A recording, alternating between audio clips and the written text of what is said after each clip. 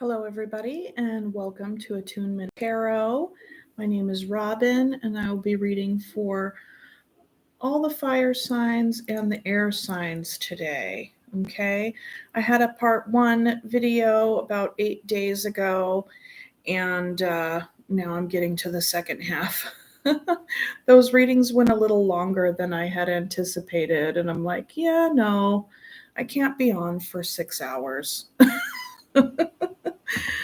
Anyways, let's get to it. I hope you guys have all had a really great Sunday. I am here right now on Easter Sunday and just got back a little bit ago. Went and spent the holiday with my kids and their dad and my sister and my niece and brother-in-law. So it was really nice. It was really fun.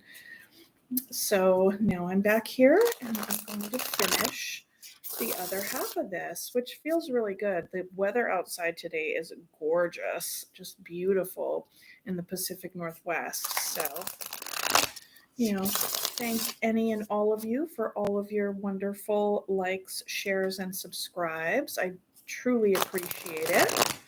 Okay, so without further ado, we will just go ahead and get into it. I'm going to start off with Aries.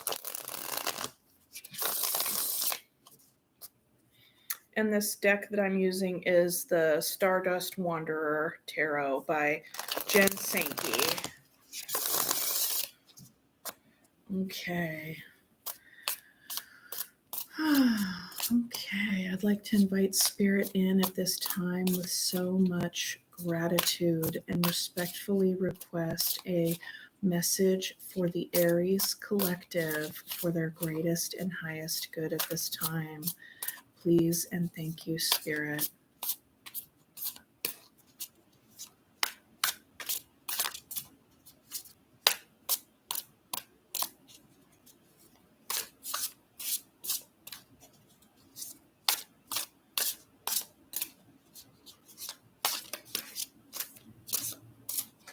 All right.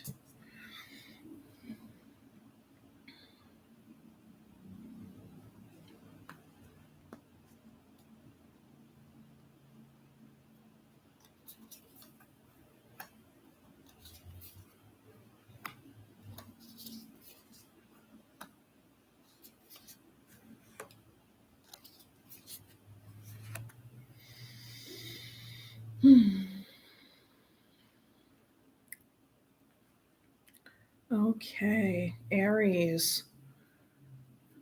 Bottom of the deck energy, we have the Page of Oars, which is the wands, okay, but it's the oars in this deck. Okay, Aries, so what I'm seeing here right now is that there is a brand new opportunity here for you, something that is, something that you are willing to nurture for the long term. Like this is a seed that you want to grow. Like this is something that you would be very committed to. You would be willing and open and able to see it through. It's not anything that would be, accomplished overnight, but this is something that you would dedicate yourself to. Okay, Aries. Now, I read this one first because it is right in the middle here.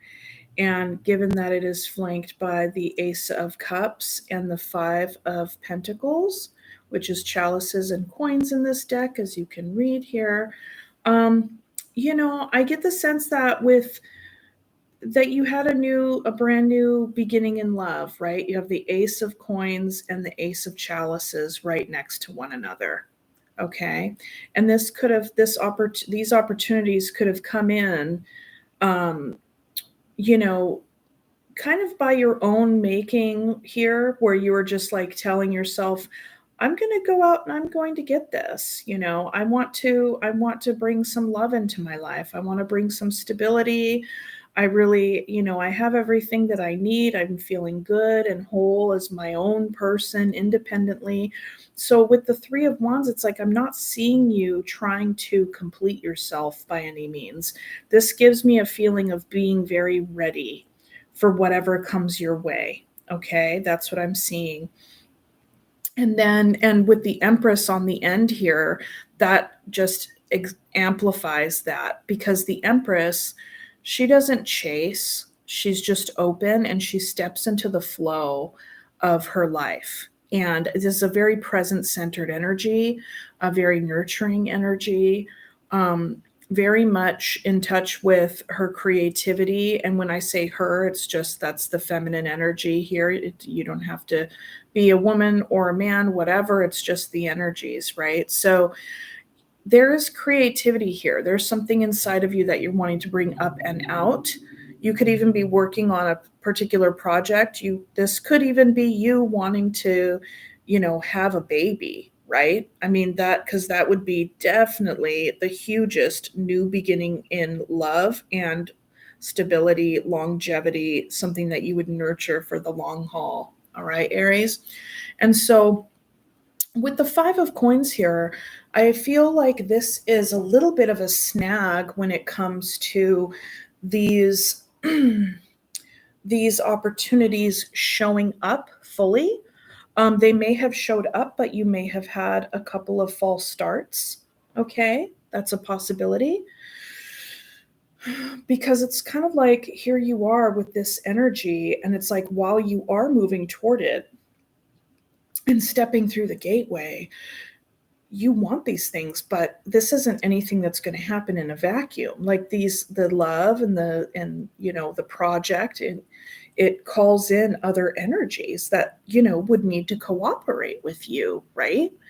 And so this is just very, very good energy, and this is sticking out a little bit like a sore thumb. So I get the sense that, yeah, you're stepping through the gateway, and these things may have not shown up yet in the 3D. Okay, so let's go ahead and look at this first. What can you tell me, Spirit, about the Five of Pentacles here? This could be, yeah, feeling a sense of lack on some level. We have the Emperor, which would be your divine counterpart here with the Empress. Okay.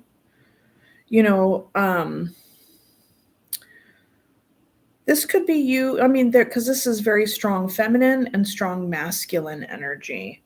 You could have, I had mentioned false start earlier. You could have come in contact with somebody that you felt like was everything that you've been waiting for, or just, wow, as soon as you decided to step through the gateway, it didn't take long for this person to show up. But, like I said, false start, there could be something here where it's like you see this person as your full on match, but you're feeling out in the cold with them. Tell me more, Spirit, please. Yeah, they or you could be hermiting right now. There could be, I get the sense of that's either one of you, regardless of whether or not you guys are like a stellar match, the timing of it could be a little bit off, because either one or both of you could be healing from something. Given that you opened your reading with this energy, I get the sense that your person, the Emperor, is in healing mode. Okay, in healing mode. So you could be feeling out in the cold because they're kind of keeping to themselves right now. Why is that? Queen of Wands. Okay, maybe they're like dealing with another energy right now. Maybe they're healing from somebody, from a relationship that just burned really hot and fast. So that's a possibility. Okay, let's go ahead and look at, I want to see your Ace of Cups. I'm being pulled there for the Ace of Cups. Wheel of Fortune. So this is something that, like I said, false start, it could have come around and then gone out. So there could be a chance that this could come around again. Who knows? Look at this card though. Okay, sometimes I just got to stop and be like, look at this freaking Wheel of Fortune. It's so good. It is so good. My gosh. Anyways, there it is. But I mean, on the screen, or in the video, the colors may be looking a little washed out, but in person, like these purples are so vibrant. They're almost like glowing. Anyway, okay, I'll get back to it. Sorry.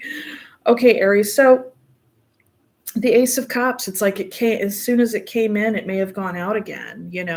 This could very well be. Because with the Wheel of Fortune, it's like the Wheel of Time, the Wheel of Karma. And I did mention earlier it may not be the right time when the Hermit popped out here. So what can you tell me about the Wheel of Fortune? Four of Cups. So yeah, I mean that's definitely dissatisfying. It's like here it comes and then there it goes. I'm getting a strong sense of kind of like a false start,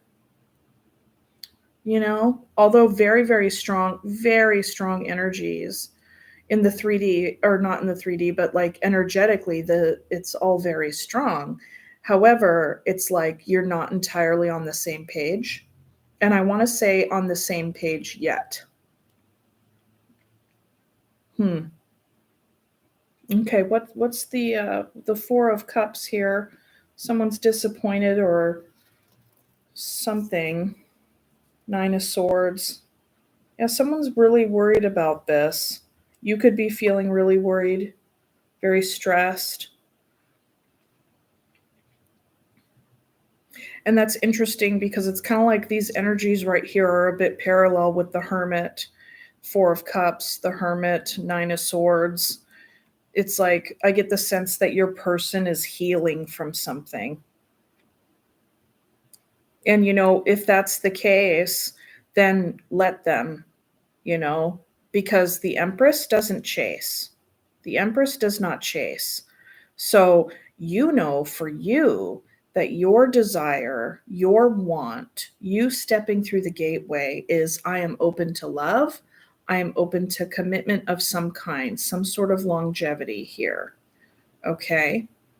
Some sort of opportunity that I'm going to commit myself to, and I'm going to grow and nurture and pour and invest in with a very open heart and a lot of love here. And the thing is that when people, Aries, when folks decide to do that, it can be very easy when you meet someone and you're just like, oh, this is them. Oh my gosh, I didn't think they'd show up this quickly. And then, it could kind of fall off course. And then you could be like, you know, bummed out or whatever the case may be.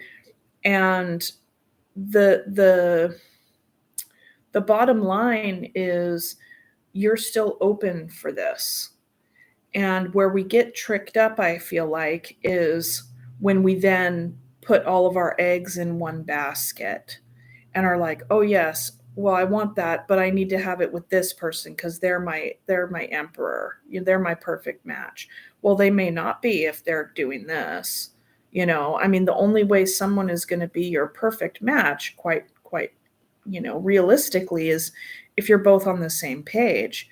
Energetically, you might be, but if you're not in the same space, on the same timeline in life, then that's not it for you right now, right? Um, but there is a lot of stress here, and this very well, I feel like this is your energy, kind of came in, went out. But that's the thing with the wheel, it's always turning, right? And that was a disappointment, and it's had you very much in your head, very, very much, bummed out, stressed out, the whole nine yards. Okay. So I want to see, let's pull on this Empress here. The Devil. Okay. So this is good information. This is really good information. Now, when the Devil shows up, it tells us that there is something attached to us that is influencing our course. It's influencing our path. And I will say that the Empress would be quite the rival for the Devil. However, the Empress is also a very sumptuous energy, a very luxuriant energy. It's Taurus. So we have, since I mentioned that, I'll go ahead and go through Taurus, Capricorn, Aries, Virgo, Sagittarius. And those are the majors. Okay. So, I mean, this very well could have been like, giving into temptation, overindulging. Um,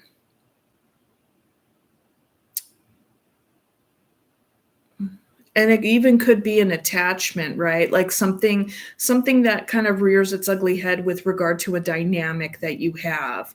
And I feel like I outlined that earlier. Like here you are, you come in with all these strong, present, and self focused energies, right? Very strong.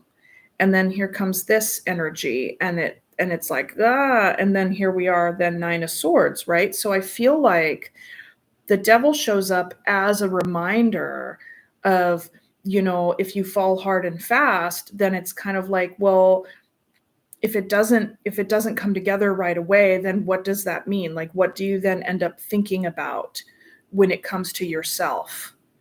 So this devil is a reminder to look at that. Okay, what does that mean? This 4 of Cups and the 9 of Swords. Does when you come in and you meet somebody that seems awesome and then it just doesn't really get off the ground for whatever reason. I mean, and you don't know, like you don't know what's going on with this person, right? Because they're hermiting. So, and given that the Hermit is right after the Emperor, this to me screams of an energy of someone who is like having a kind of a come to Jesus with themselves. How do I want to build my life? This is kind of like, I need to step into my power. Who am I? Where's my power? They very well could be reevaluating the approach that they take in their life when it comes to control, when it comes to, any kind of fiery energy. Can they be pushy? Can they be too strong? Can they strong arm things in their life? Like what's going on here? So they're having their own experience, right? But however, this shows up as a devil for you, because if it's not coming together and they're kind of like in their own space, you're like, well, what the hell? Like, what's wrong with me? Like, that makes you kind of feel like chopped liver a little bit, So I think that's the devil piece, because it's always the devil that comes in and convinces us of our like worst fears. And it's like, really? No, the Empress is not chopped liver. Okay. Not chopped liver, but she also doesn't chase, So let's go ahead and look into more here. Okay. Now let's look at the Ace of Coins. Strength. Yeah. So this is like a holding back. There's the element of holding back here. It's like, really, I feel like the process that's happening for you right now, Aries, when it comes to this new beginning, this new stability, like the core center of the reading here, is that you are, no matter what the external circumstances are, you are acting from a core sense of self and belief in oneself. You have your fears that pop up, but you also have your higher mind, your base desires. It's kind of like, who you are. You know who you are. This Empress knows who they are. Okay. And ultimately, no matter what the external circumstances are, or what kind of energy that invokes inside of you, at the end of the day, you're like, I know who I am, and this is how I'm going to move forward in my own life towards whatever opportunities come my way that I want to invest in. Okay. That seem to be worth it to me. Okay. Yeah, let's look at strength. More strength. The Magician. Yeah, exactly. What was I just saying? So going to invest and grow and keep moving forward and manifesting, because when you have a core sense of self, you have everything that you need in order to manifest your stability and whatever it is that you're going to nurture for the long term. All right. Absolutely. I feel like this 3 of Wands, you stepping through the gateway, is like the gateway to this. the gateway to this. And then as you're walking along your path, you have this experience, a little bit of a setback. You have the fears that pop up, and then you have this ultimate kind of resolution within yourself about who you are. And it's right alongside these fears. And the thing is that just because this is here doesn't mean we get rid of this. This is all in the soup, and it's all meant to be felt and experienced and processed and incorporated as part of like the self. What happens with you when something doesn't get off the ground? And then when you find yourself in that headspace, what are some of the things that you tell yourself? Okay. Are those things true? Where do those things come from?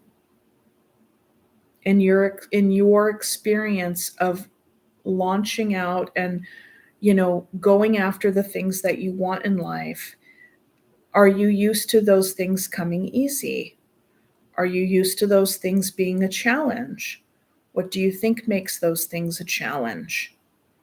Do we project onto another person all the warmth and love and solidness that we have in ourselves that they may not feel like they have in themselves yet, right? Because everyone is a work in progress. So stuff like that, it all belongs here. It all belongs here, Aries. Okay.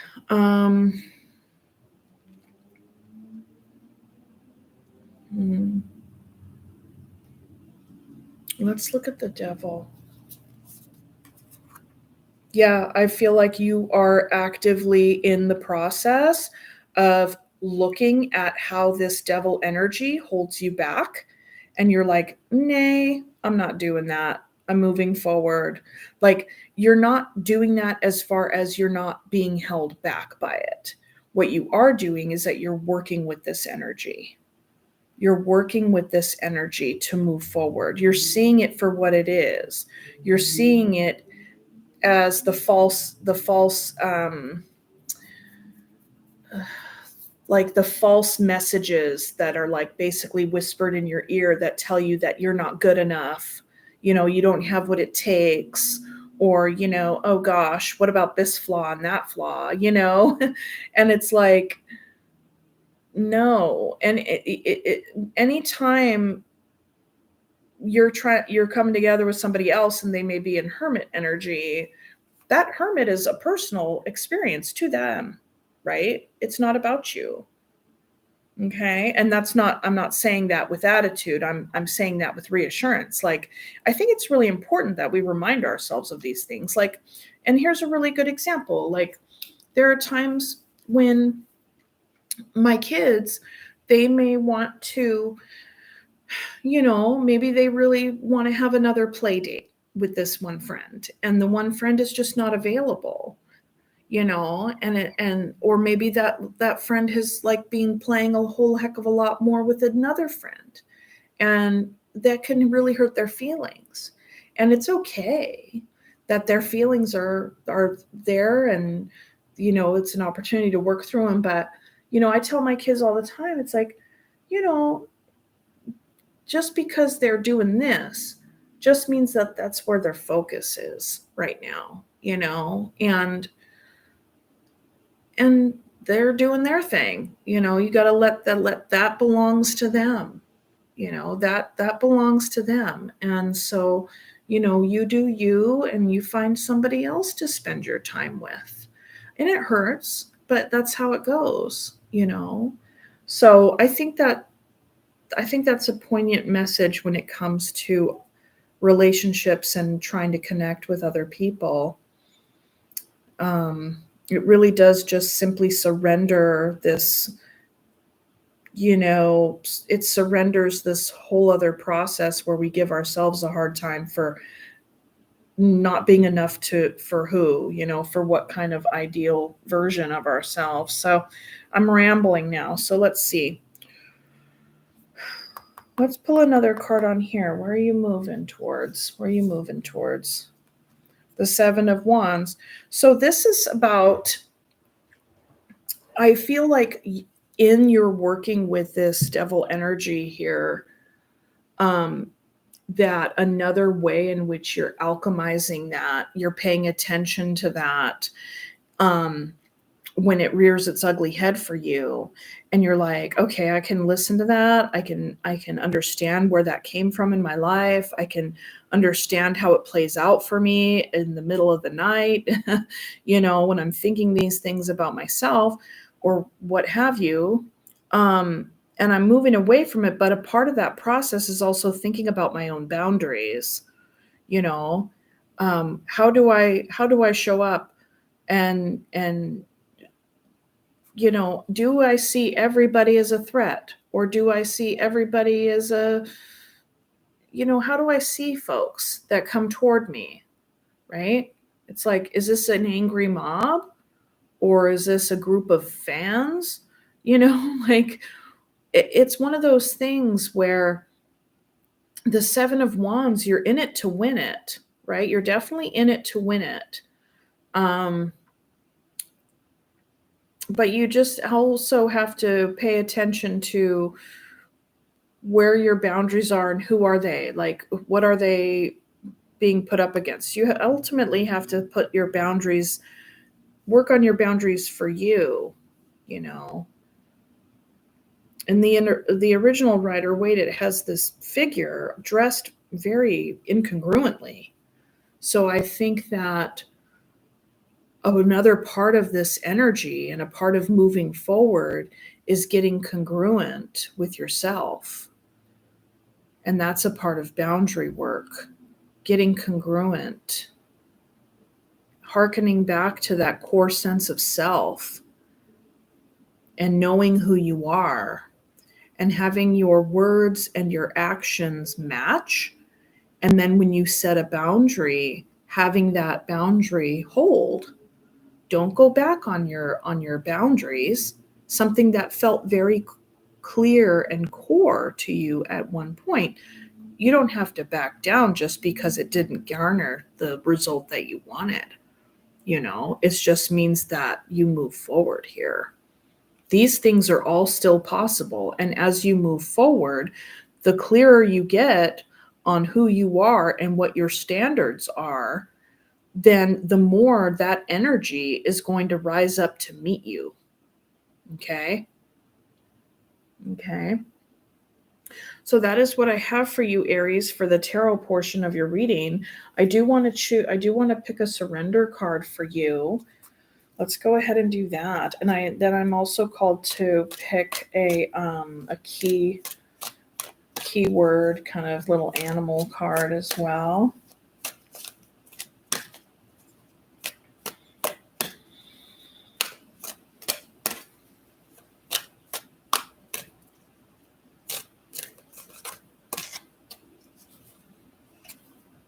Surrender your addictions.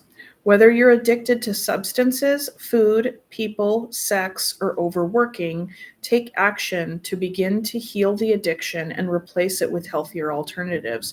Yeah, exactly. We have the devil coming out right after the Empress. The Empress can be a very self-indulgent energy, right? She could indulge in food and sex and drink and luxury and overspending, anything, right? Like, whenever we have the devil, it kind of amplifies the the temptation and some negative energy. So it can tell us things, but it can also amplify our overdoing it nature. Right? So surrender your addictions here, Aries. And then let's see here. Let's get you.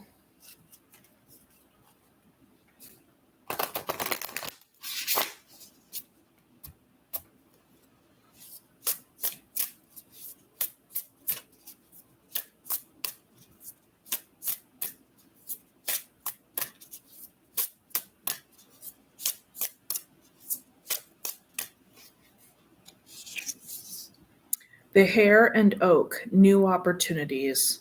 I'm going to put that right here for the Ace of Cups and the Ace of Pentacles.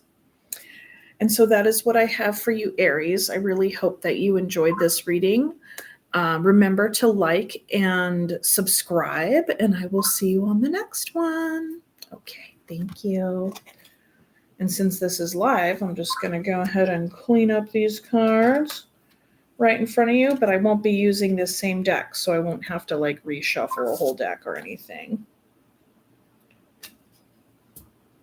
If you could hear that little flittering sound in the background, actually, I will have to. What am I saying? Because I'm doing all of the fire signs with this deck. That's fine. We're totally good. Do-do-do. Mm-hmm.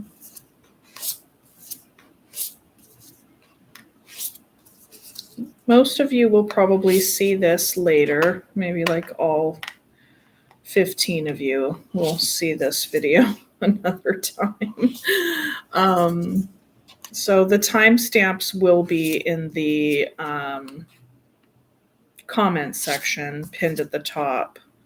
And those timestamps will go right to your reading. So you could totally skip over any shuffling that takes place, at least in the beginning.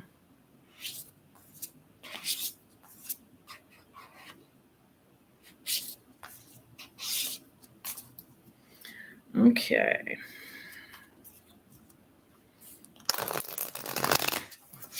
Now we're going to be moving on to Leo.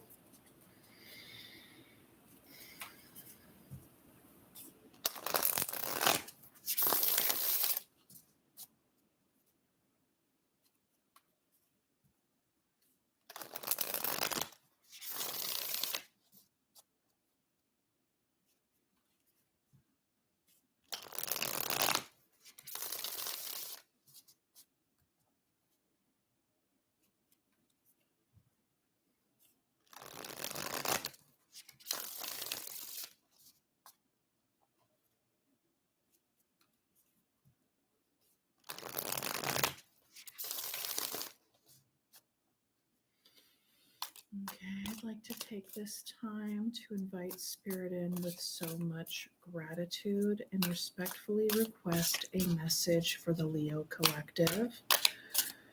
Please and thank you, Spirit.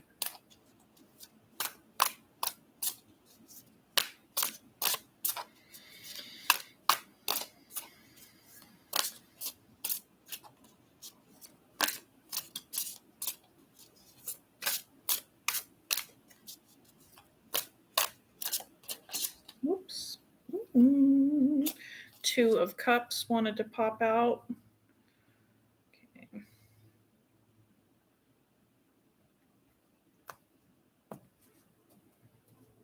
Okay.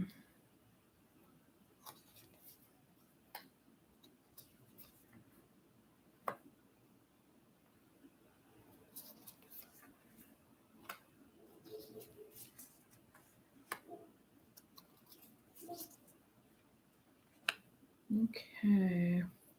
Bottom of the deck energy, King of Pentacles.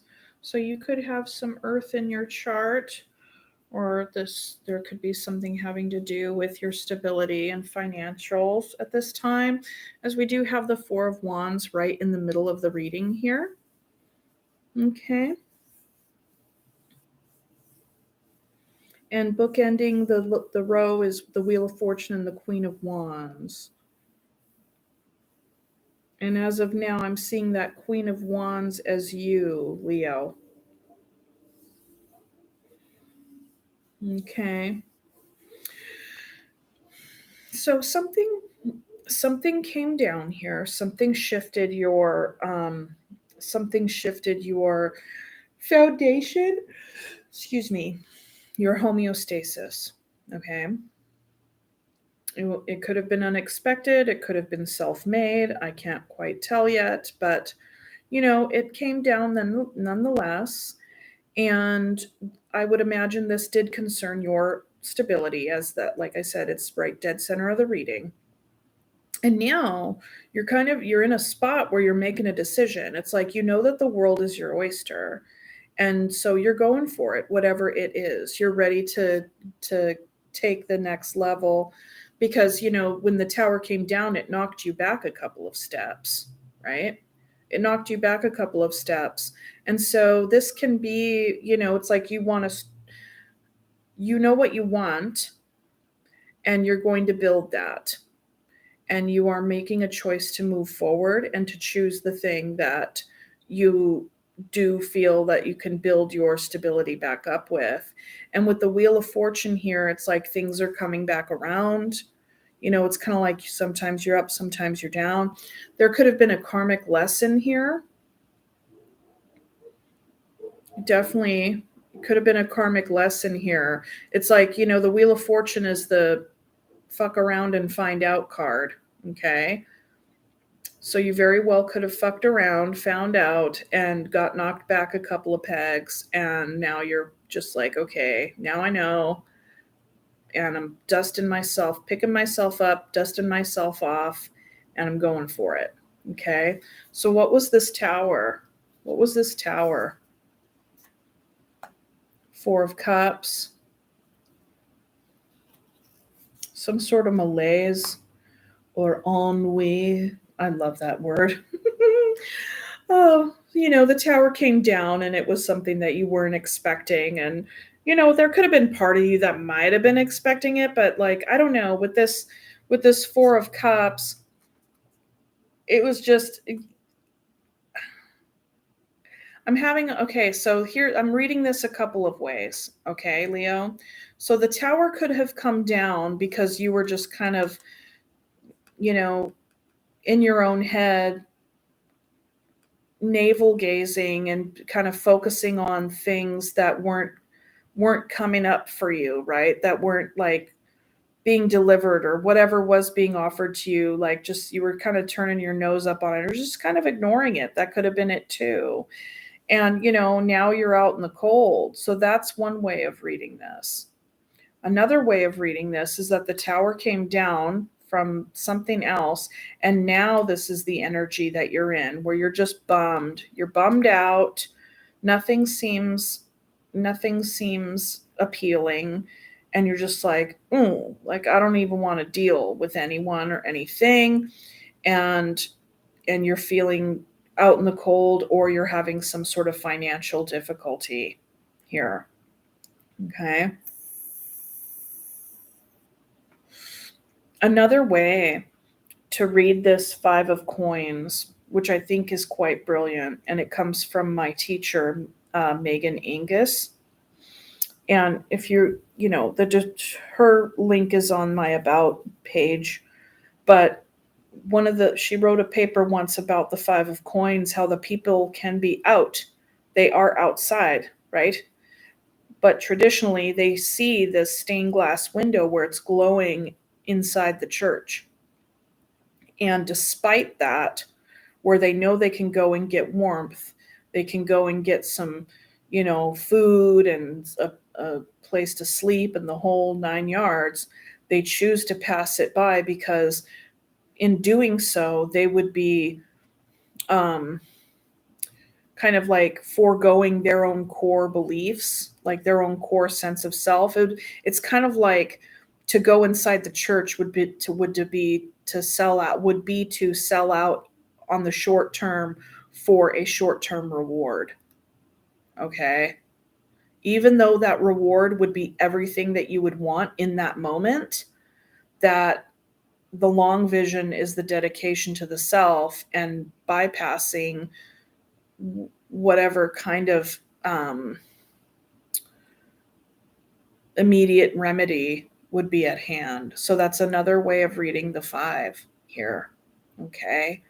So despite this tower coming down, I get the sense that you're building it back up, but you're not building it back up where it was or with whoever it was, or maybe this could even be a job, right?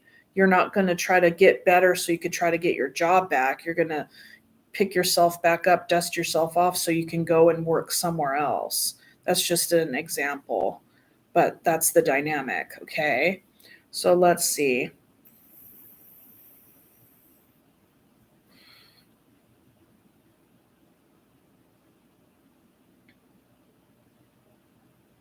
Okay, what I want to pull another card with this. Six of Wands, yeah. Putting yourself back out there. Or you could even, like, maybe something came down and you're not getting the attention that you once got. And that's a bummer. You know. What's here? Can you tell me about the Wheel of Fortune, please, Spirit? Ten of Cups. Ten of Cups.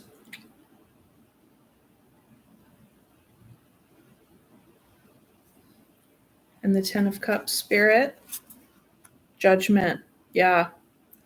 Yeah. So listen, this is another story that I'm getting. I get the sense that the tower came down with a particular person that you may have been kind of like, kind of not really paying attention to. You're just like, me, kind of took them for granted a little bit. And then the tower came down because of that. And then you were out in the cold because you weren't getting the attention that you wanted, that you were used to, that you were kind of taking as like, oh, it'll just be there. It's there. Okay, it's fine. I can count on that to be there. And it left. It's not there. So what was stable was something that was being taken advantage of. Hello, Caroline. Hi. Good to see you. Good to see you. So let's see here. So hello. Mwah. So basically it's like this could have been taken advantage of, right? Or like this attention was just very stable and it was just there. But your attention towards it's like this was definitely like you're receiving more attention than you were giving. And that brought the tower down. And over here, it's like, okay, I want to build back up here. And so the Wheel of Fortune could be like coming back around and trying to renew so that you can get this Ten of Cups because the judgment has happened, right? There's been a reawakening to what was lost. You could be finding a brand new appreciation for what you were actually turning your nose up at before. Okay. So let's see what was in this. What was a part of this stability here? What was in this Four of Wands? Okay. So yeah, brand new beginning. Maybe it was a brand new opportunity that came and that was a missed opportunity. And then you could be realizing that opportunity. What are you realizing about this? What are you realizing about this? Tell me more about the Judgment. That this was something that made you very happy at one point, that there was some sort of childlike nature to this. At one point it was very exciting and everything, and then maybe you lost your excitement for it, but it was something that you were very curious about and passionate about and enjoyed. But then after a little bit it just kind of fell flat. Okay. What is your energy here, Leo? What is your energy? What are you bringing into this situation? Knight of Swords. Yeah, there's something that you want to say. There's something that you really want to express. What do you want to say?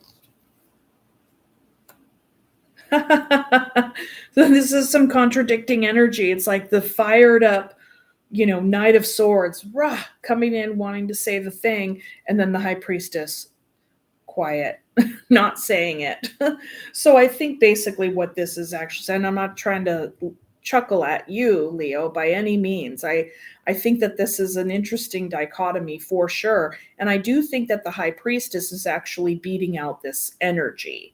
It's overpowering this energy, and I think that that's actually a good thing, because a lot of times with the Knight of Swords wants to, like, just say the thing that's on their mind. And but with the High Priestess, I feel that that's like tempering that impulse and holding it back, and really turning that desire to want to say the message.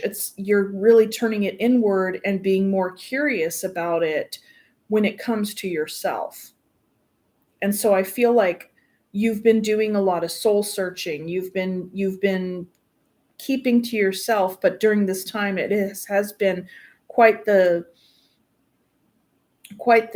busy activity within inside of you. Like, I feel like this tower actually spurned a healing for you, because we have the High Priestess and the Judgment, and the Judgment comes after the death. So it's like, or does it come after death? No, it might not come right after death, but be that as it may, it's a resurrection. It's something that you're like kind of being born again, right?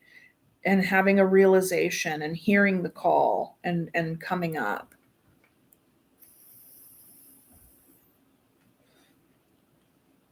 Okay. I'm going to pull a card here. Let me think.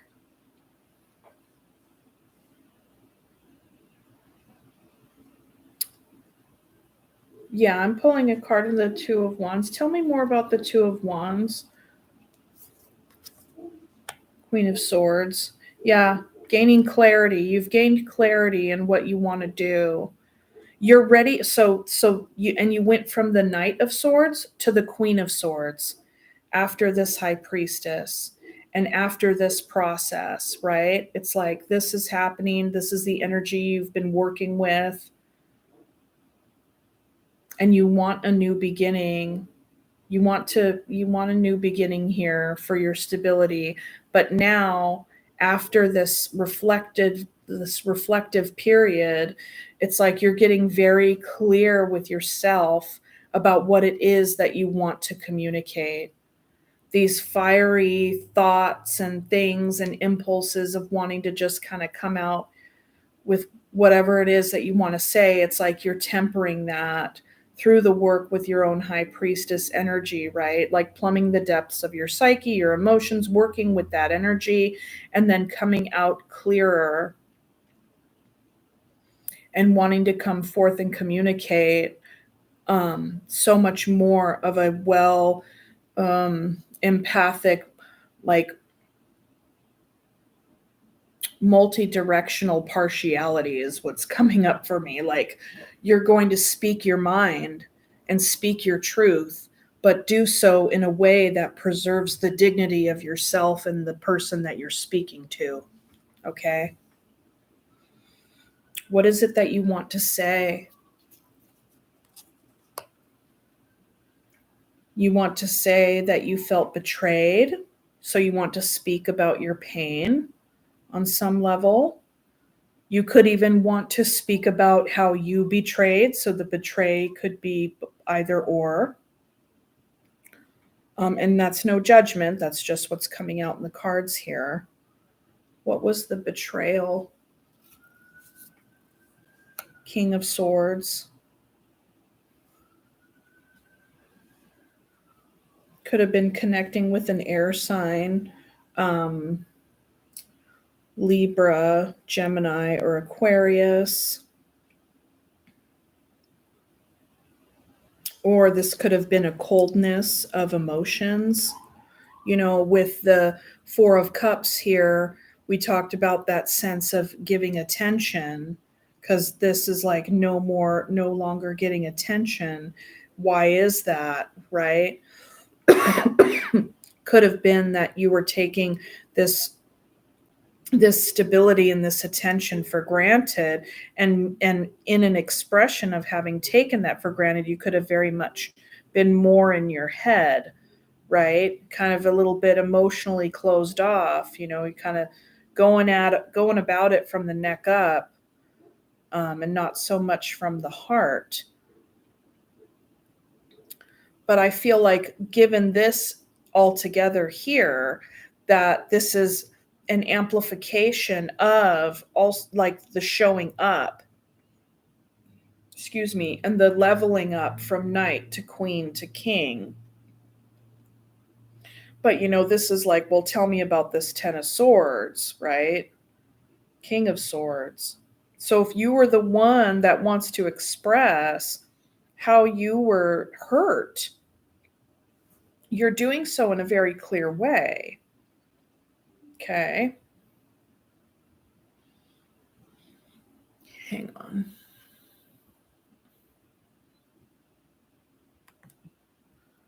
Right. Okay. Yeah, because I see somebody wanting a new beginning here. And this is a resurrection. So I get the sense that you want to, I don't know if, see, that's the thing.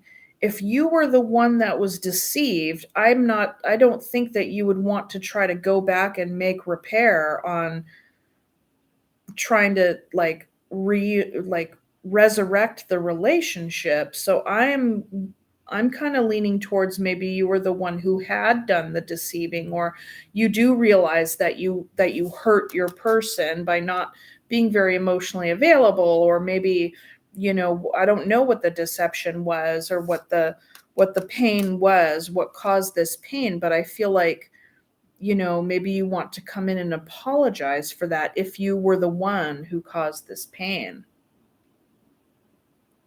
in an effort to kind of have the wheel turn and to see if you can't get this 10 of cups back on track here. Let's see what's, because you definitely want a new beginning toward the stability here. Tell me more about the Fool and the new cycle. King of Wands. Yeah, that would be you considering your match here, your divine counterpart. I think you want to tell this person that you feel like they are your person.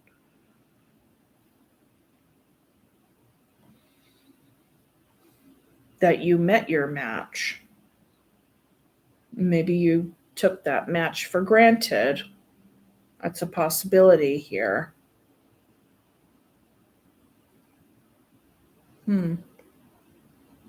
Okay.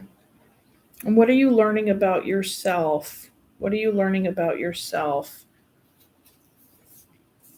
So definitely having taken time to, from the High Priestess to the Four of Swords is definitely a quiet time that you want to give to this. Six of Coins. You were reflecting quite heavily on how you gave to this as well. How you gave, how you received. We see somebody here who clearly has the upper hand, correct? There's a large figure and then two little figures at the bottom. Like, this is somebody who holds more power in the relationship. But another aspect of this card is that the roles that everybody plays in this arrangement are completely consensual and agreed upon. It's symbiotic on some level. But given that we have this Four of Cups here, I feel like there was some sort of like maybe advantage was taken of that. Like you held a lot of the power. You doled out the little bits here and there. Maybe you're reflecting on how you showed up. Maybe you breadcrumbed this person, or maybe you felt breadcrumbed at one point. But you're thinking about that. There's a lot of reflection on how, on the dynamics, on the give and take of the relationship.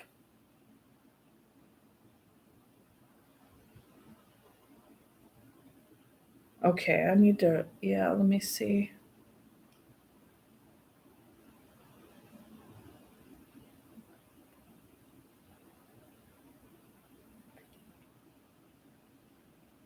King of Wands.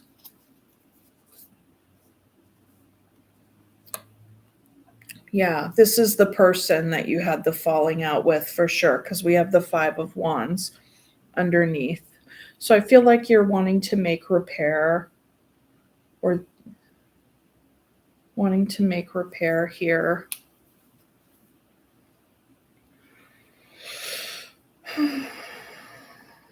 Yeah.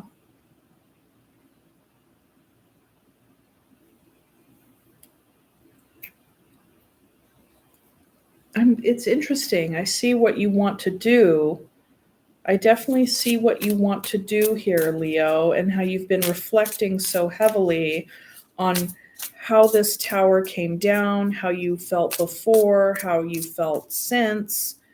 And I get like an element, I get like a feeling of just contemplation, reflection, heavy reflection energy on what went down here in this connection and how, you've been thinking about it and, perhaps you were indecisive in the past and you were just kind of used to the stability being what it was because you stood to benefit from how it was arranged. Okay. And now you're definitely realizing that it didn't quite work out for your person, and like I'm saying, take the roles as you see fit. If they're reversed, right? But I'm just reading it as I'm seeing it here. Okay, so there is a want to come in and communicate. There is a want to have a rebirth here with this Wheel of Fortune and Judgment flanking the 10 of Cups. And there is some childlike enthusiasm with it. Beware of any kind of childlike naivete in that as well. But given the Queen and King of Swords that are here flanking the 10 of Swords, I mean, this very well may not have an opportunity to rebuild if there is some sort of divorce that has happened here. So maybe this is simply about how are we going to rebuild this up with one another again so it can be at least civil and healthy moving forward, even if we play different roles with one another in our lives moving forward.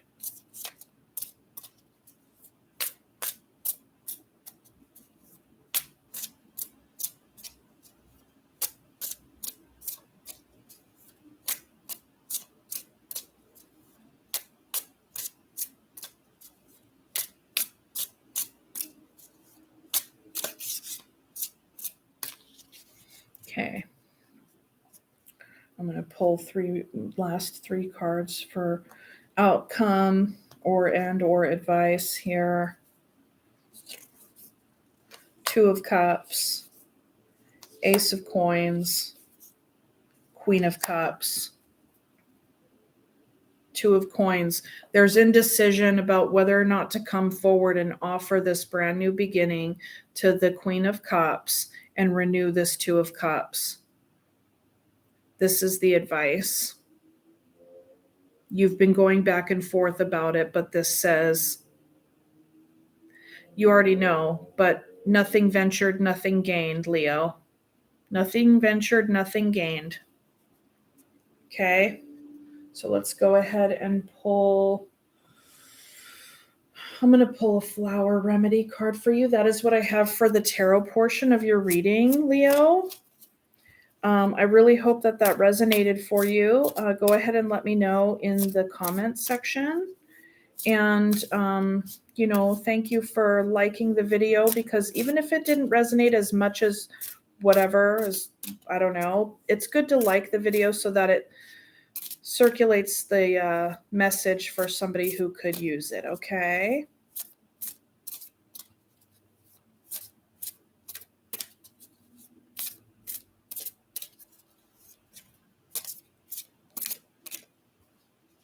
I'm going to take these two because these popped out.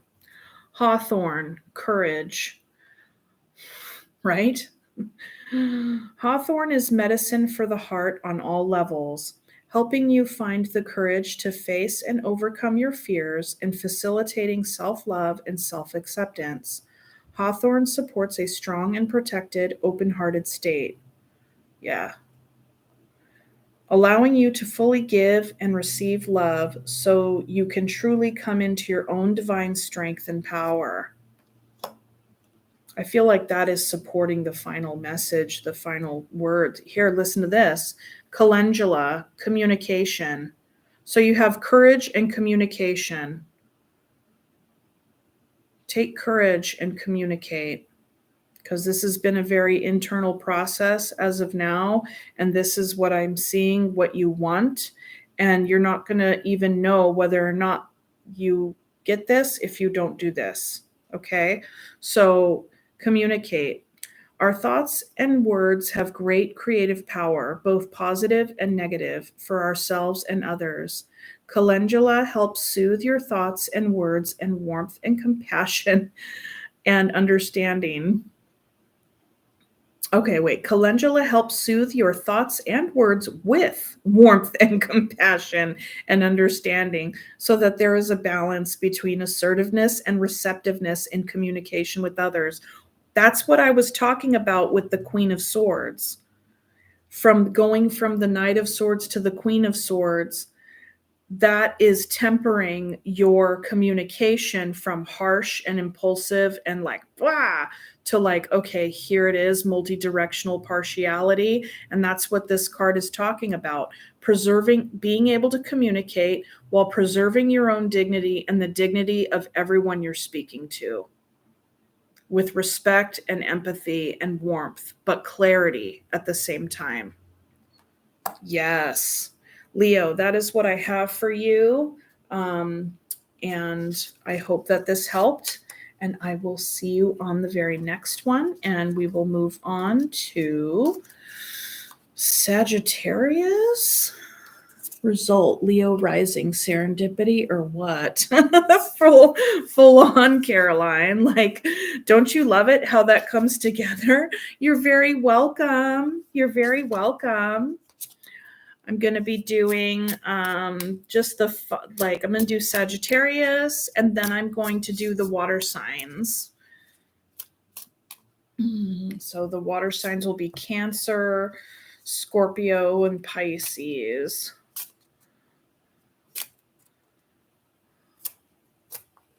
I might have to take a brief intermission, and I don't know how to do the intermission thing.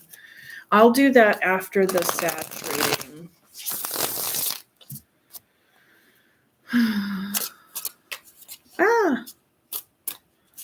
Okay. Let me put this little guy over here. Okay. Let me go ahead and shuffle these and get Sagittarius Collective.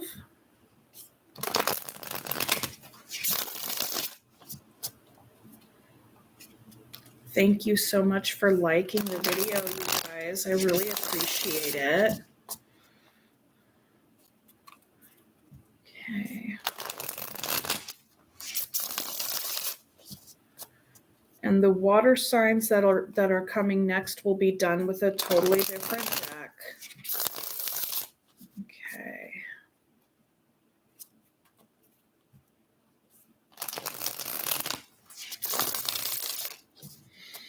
Okay. I'd like to invite Spirit in with so much gratitude and respect and request a message for the clumsy tarot reader to convey. Okay, let's start that over. I'd like to invite Spirit in at this time with so much gratitude and respectfully request a message for the Sagittarius Collective for their greatest and highest good at this time. Please and thank you, Spirit.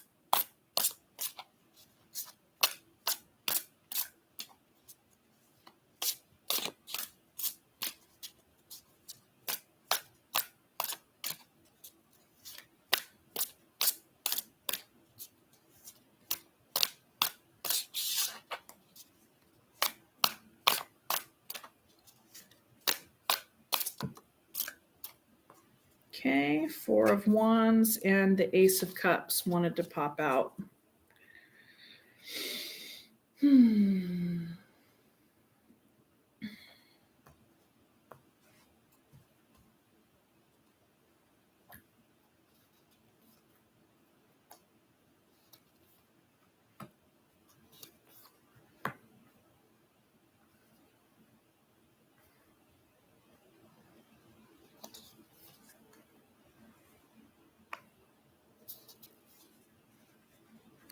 Okay.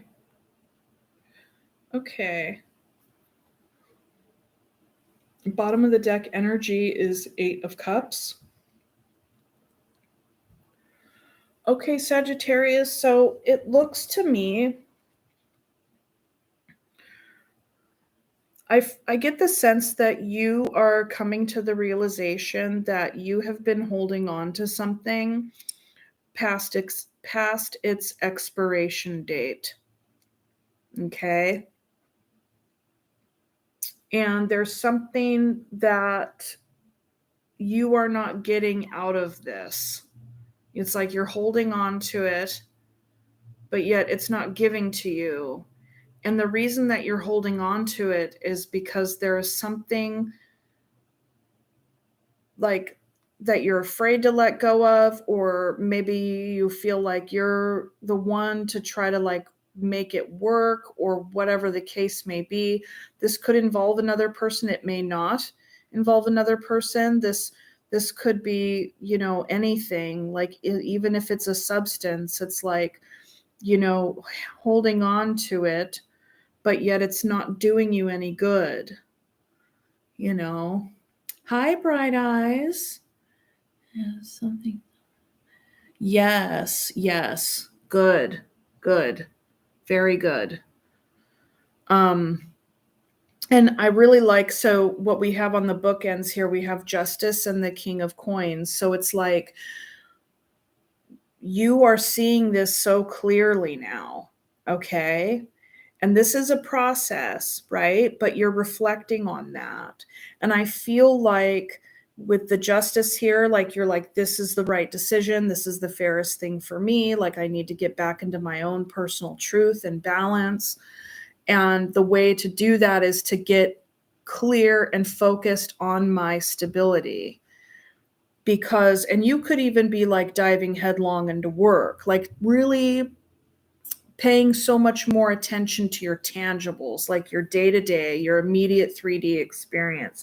What is it in your life that you can control, that you can, feel empowered in the way in which you work with it and mold it and be present with it? Because this in the middle right here, this feels foggy to me. It feels unfulfilling and stagnant and sad.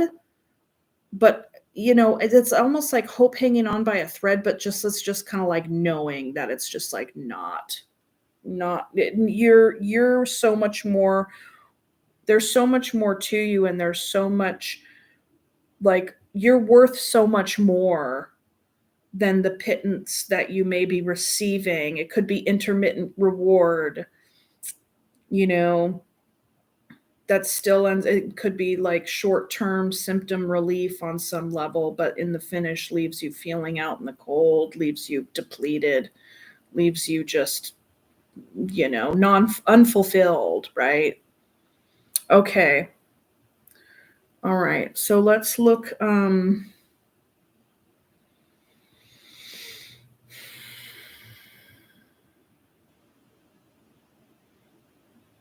Yeah, for sure. For sure, Bright Eyes. Yeah, just kind of like pay attention to what's right in front of you. It's about staying present centered, It's about staying present centered. We can't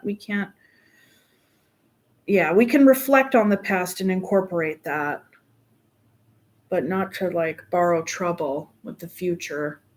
Okay, so let's look into the devil energy. Spirit, what can you tell me about the devil energy? The 9 of Wands. Yeah, there's a weariness here. Like this has been going on for a long time. I think part of the truth here is seeing this as a situation where, You're not going to keep doing the same thing over and over, expecting different results. The other aspect to this energy is, you know, when you have been fighting for so long, that you can then, even if you're not in battle, so to speak, you could still feel ready and primed for battle. And it's like then you can kind of see threat where there is none. So that's another aspect of this energy. And this could be, given that it's clarifying the devil energy, it's like getting clear on what your projections are, if you are projecting threat onto others where there may not be one. It could also just be speaking to the very essence of this dynamic that I described, how that's like you're just like so done with that, and it's like I don't want to do that anymore. Yeah, this is about getting in touch with your higher knowing here. The Hierophant also represents like therapists and guides, or even spirit guides, mentors, teachers, friends, parents, anybody who you feel is like you're big, that's above you, somebody that you go to help guide you. This could be even you getting in touch with, like, even if you don't have a person, so to speak, in that role, it's like your own personal, like, self-help books can also be a part of this energy, because the Hierophant is like also by the book. So it's like this energy with this energy, it's like you really want to get it right this time for yourself. Yeah, getting very clear on what the boundaries are. And I really like how it's like coming out with the Queen, because make no mistake, when the Queen comes out, that's a high five from the universe. It's a high five from the universe. Okay, let's look at the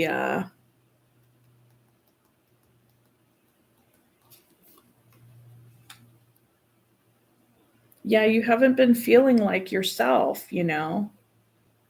It's like you do realize that it's like with this Five of Pentacles energy, it's taken you out of this mode of the Empress. Like you've been feeling separated from your creativity,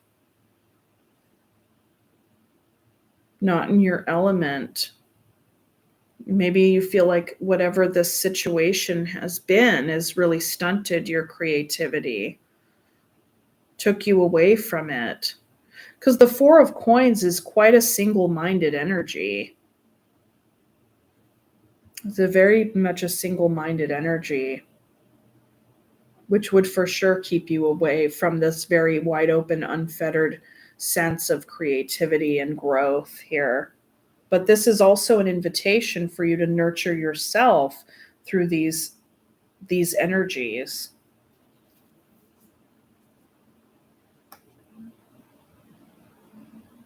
Yeah. There you are, Sagittarius, King of Wands. You can do it too. Once you step into your power, like it's going to be this King of Wands energy that you have, this fire and drive inside of you, this sense of like, I'm fireproof, like I can do this. That's going to melt all this ice here. It's going to melt this snow and get you back in touch with your Empress energy. This is a fantastic combination for someone who's, reclaiming their life and reclaiming their path.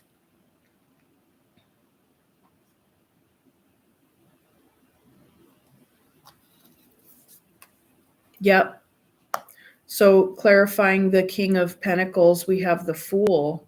So this is a part of your brand new beginning, right? It's like when you focus on your tangibles, when you focus on what you can control, and there's something about this King of Pentacles that's like very much mindful of their own stability, and they're not distracted or bothered by petty bullshit out on the periphery, right? So it's like the focus is brought in so sharply, and I feel like this focus is definitely going to be like the way in which you move forward and start your brand new cycle here with the Fool. That's really good. What were you holding on to? Tell me more about this Four of Coins.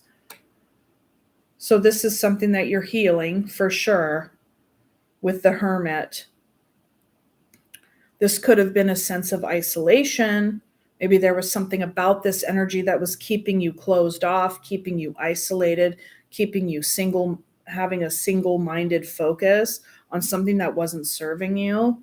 But I feel like this is healing. It's like with the Hermit here, it's like the insight has been garnered around this issue. Like I see so much insight and steadfast determination that's going to just totally, like, it's like your tolerance for this is no longer. You're like, no, I see where this was, and it's not, I can't do that, and I'm not doing it. Yep. Three of Coins. You're building back up. You know you have to start from the ground up with this Fool energy here. This is your energy, the King of Wands. This is your focus, the King of Pentacles. This is your intention. You're at the starting gate with the Fool. This is your sense of communication here, your clarity of mind with the Queen of Swords. And the Three of Coins is like foundation is being built. Yeah. This is super strong, Sag. This is super strong. You are coming out of this. Heck yeah. Yep. Ace of Coins. What is fair for you and right and balanced and true is a brand new beginning. A brand new beginning towards something that, towards your stability, your long-term, something that you are going to grow and nurture and invest in over time. And I feel like this is like your health, wealth, and happiness. And not that you have to amass wealth, but it's just like your feeling of like groundedness and being like feeling good in your own skin again. You know, like that's the energy that I'm getting from this reading. And I don't even know what this was, but it was a dark place for you, and you're just like not doing it. Yeah, you know, you need to connect with friends. You need to come back out and connect with friends. There's been some holding back isolation energy, but this is also a part of everything that I described that's going to be helping you on your launch pad here of like brand new cycle is connecting with friends. You need to connect with friends. You need to have some lighthearted experiences, kind of shake loose the cobwebs, like all the things, okay? Just some fun, just some lightness. Yes, very good. And you'll be opening your heart back up. I mean, and with this, you might even, you know, this could be somebody else. You may meet somebody, right, in this whole process. But, you know, ultimately, I feel like this King of Cups is you getting back in touch with your heart space.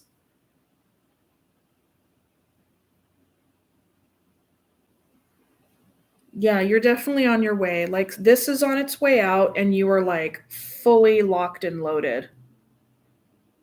And you're kind of rebuilding yourself here and starting over.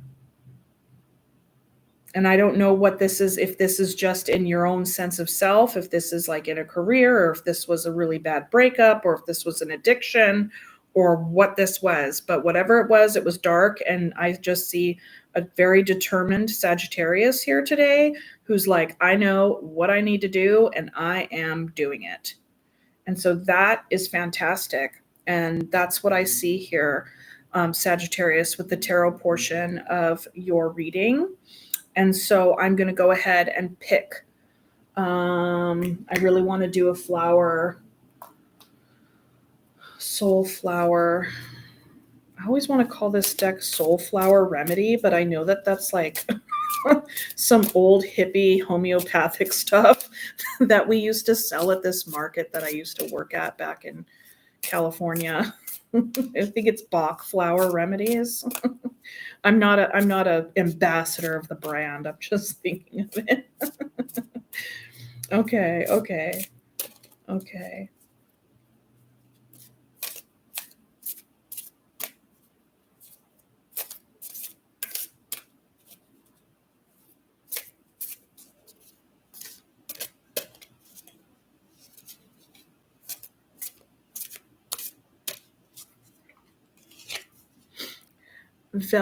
Velvet leaf, self-love. Self-love. Velvet leaf softly reminds you of your true nature, pure love. No matter what earthly chaos, negativity, or suffering you have faced, Velvet Leaf wants you to remember that you are a magnificent, pure expression of divine love made manifest in human form.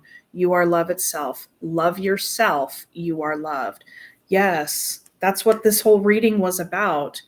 Taking oneself out of this dark energy and like fully getting in touch with who they know themselves to be. It's like, what's this? I know who I am, and here I need to like really just get back in touch with that. And I just love how we ended on the King of Cups, and then we picked the self-love and the whole, and yeah, this the love for the self. Forget me not, awareness. Forget me not wants to raise your awareness of your connections, not just to loved ones, but to all beings in all realms, including yourself. When you can understand this connection, you can let go of your fears of loneliness, isolation, and separation because you realize the true immortal nature of your divine soul. Yes. Oh my gosh, you guys. Oh, I love that message for you, Sagittarius. Like, good for you. Like, kind of like coming up out of the freaking dark. Oh, that is so good. I'm really glad for you. This feels really good. I think that this totally goes in alignment with like the sun coming out. At least here in the Pacific Northwest, like in the United States, like the sun is coming out and you're just like, okay, I need to get outside. I need sunshine. I need to get out of this dark place. Fantastic. Okay, so that's it for Sagittarius. I'm going to move on to the water signs. And I'm going to take a brief, quick, special little girls' room break. Okay, so I would be right back. Oop. Okay. I don't have an intermission screen or any of that business, so.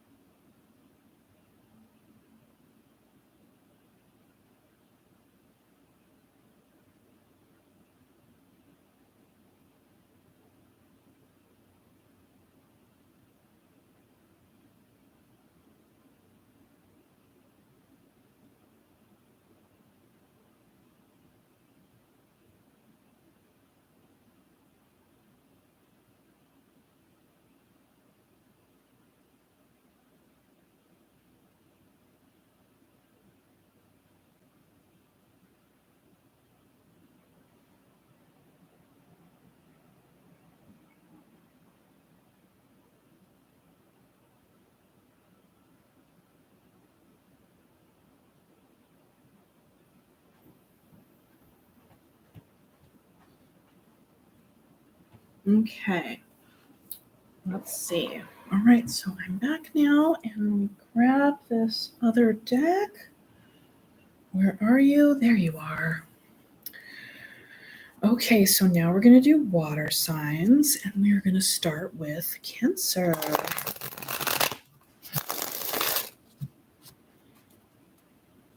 Thank you guys for waiting.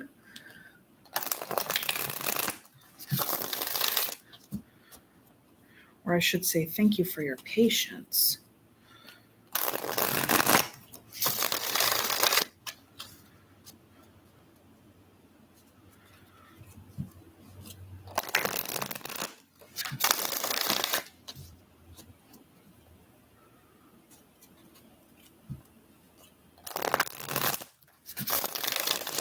All right.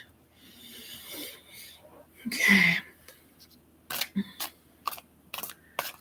I'd like to invite Spirit in at this time with so much gratitude and respectfully request a message for the Cancer Collective for their greatest and highest good at this time, Spirit. Please and thank you.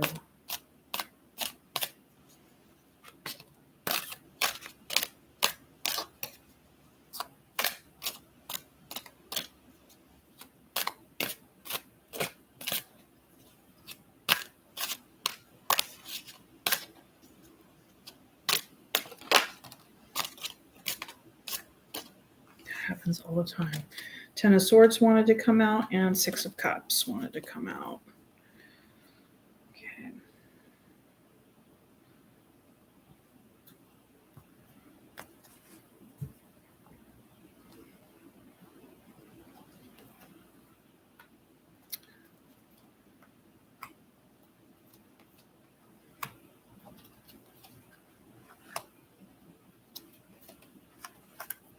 I used I used this very gentle deck for the water signs. I love this deck. It's definitely more gentle. I just got another deck recently on the other video. It was the Hush Tarot. I used it for the air signs. It was pretty rough. Okay, so let's see here. Cancer. Things are changing. Big change is happening right now, and it very well just could be an energy. You know, it may not feel like it's happening in the 3D, like on a very swift kind of level, but it is here for sure. You're having a new beginning. A brand new cycle is starting. I mean, and this could involve you really reflecting on your heart space and feeling enthusiastic or excited about putting that out there, but also being like patient with yourself when it comes to that. I feel like this is a time of reflecting on like what you have experienced leading up to this time in your life. I get the sense that you're wanting to make changes with regard to how you step into this next cycle. You know, because there may have been, I feel like you're reflecting on times of which you invested and maybe didn't see the fruits of your labor, right?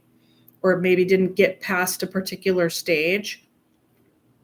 And you're not wanting to experience that anymore. And I feel like with the 7 of Wands here on either end, like you're really reevaluating your boundaries and what you will and won't put up with, and how you really want to be open to love, but you definitely don't want to just like give of yourself so freely, you know, or like give over so freely. This is really like the healthy boundaries that you set for yourself is not just about how you show up and love somebody else, but it's ultimately about how you love yourself. And I feel like this is totally the process right now. Like this is where you're at right now. And this is huge because it's like the Wheel of Fortune. It's like it brings so much change into your life. I also feel like you've been reflecting so heavily on cycles that you have experienced in the past, you know, just cycles, dynamics, and how it all comes together in the soup. It's like, well, what are these dynamics that have kind of led me in these, you know, love relationships that just haven't really grown past a certain stage? okay, maybe that has something to do with my boundaries, like stuff like that. Really kind of reevaluating the whole thing. Okay.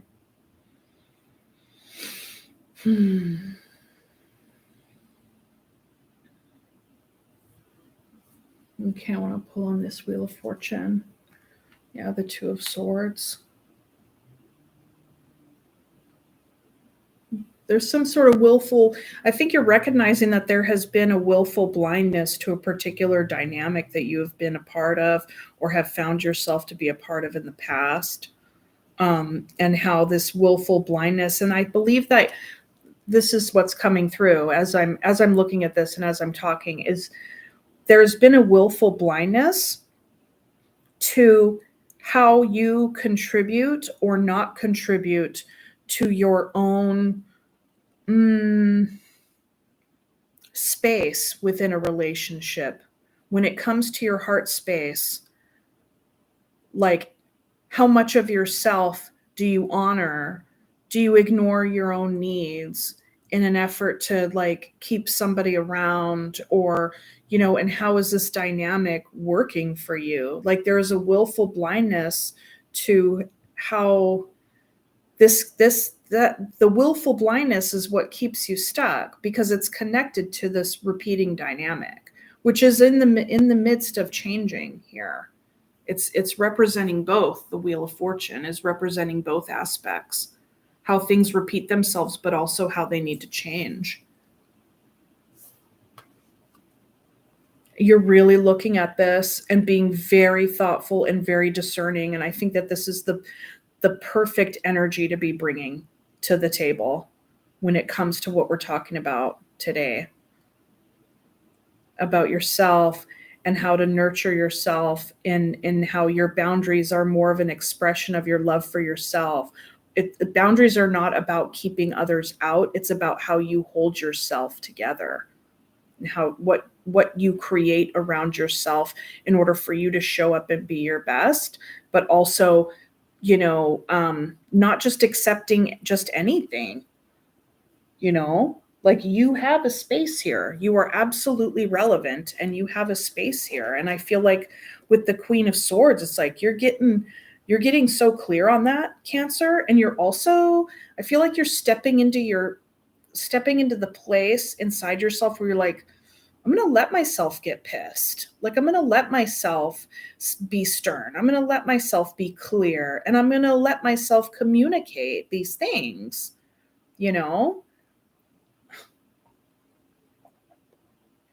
For sure.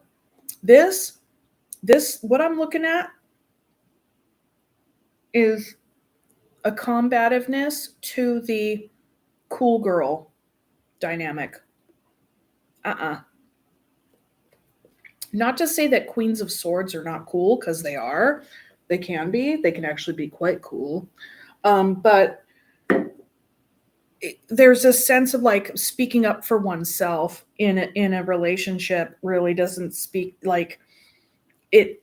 It flies in the face of the cool girl. It's like the cool girl is like, oh, it's okay. Oh, no, I'm good. Whatever, I'm good. It's like somebody who doesn't challenge, right? And so, oh, hi, Allie. We are doing Cancer right now. And then we have not done Scorpio yet. So we're doing Cancer, and then we'll do Scorpio, and then we'll do Pisces. Okay. So yeah, no, this is about combating the cool girl syndrome. And I love it. I love what I'm seeing here. And this may be a slow process. However, this is a growth process.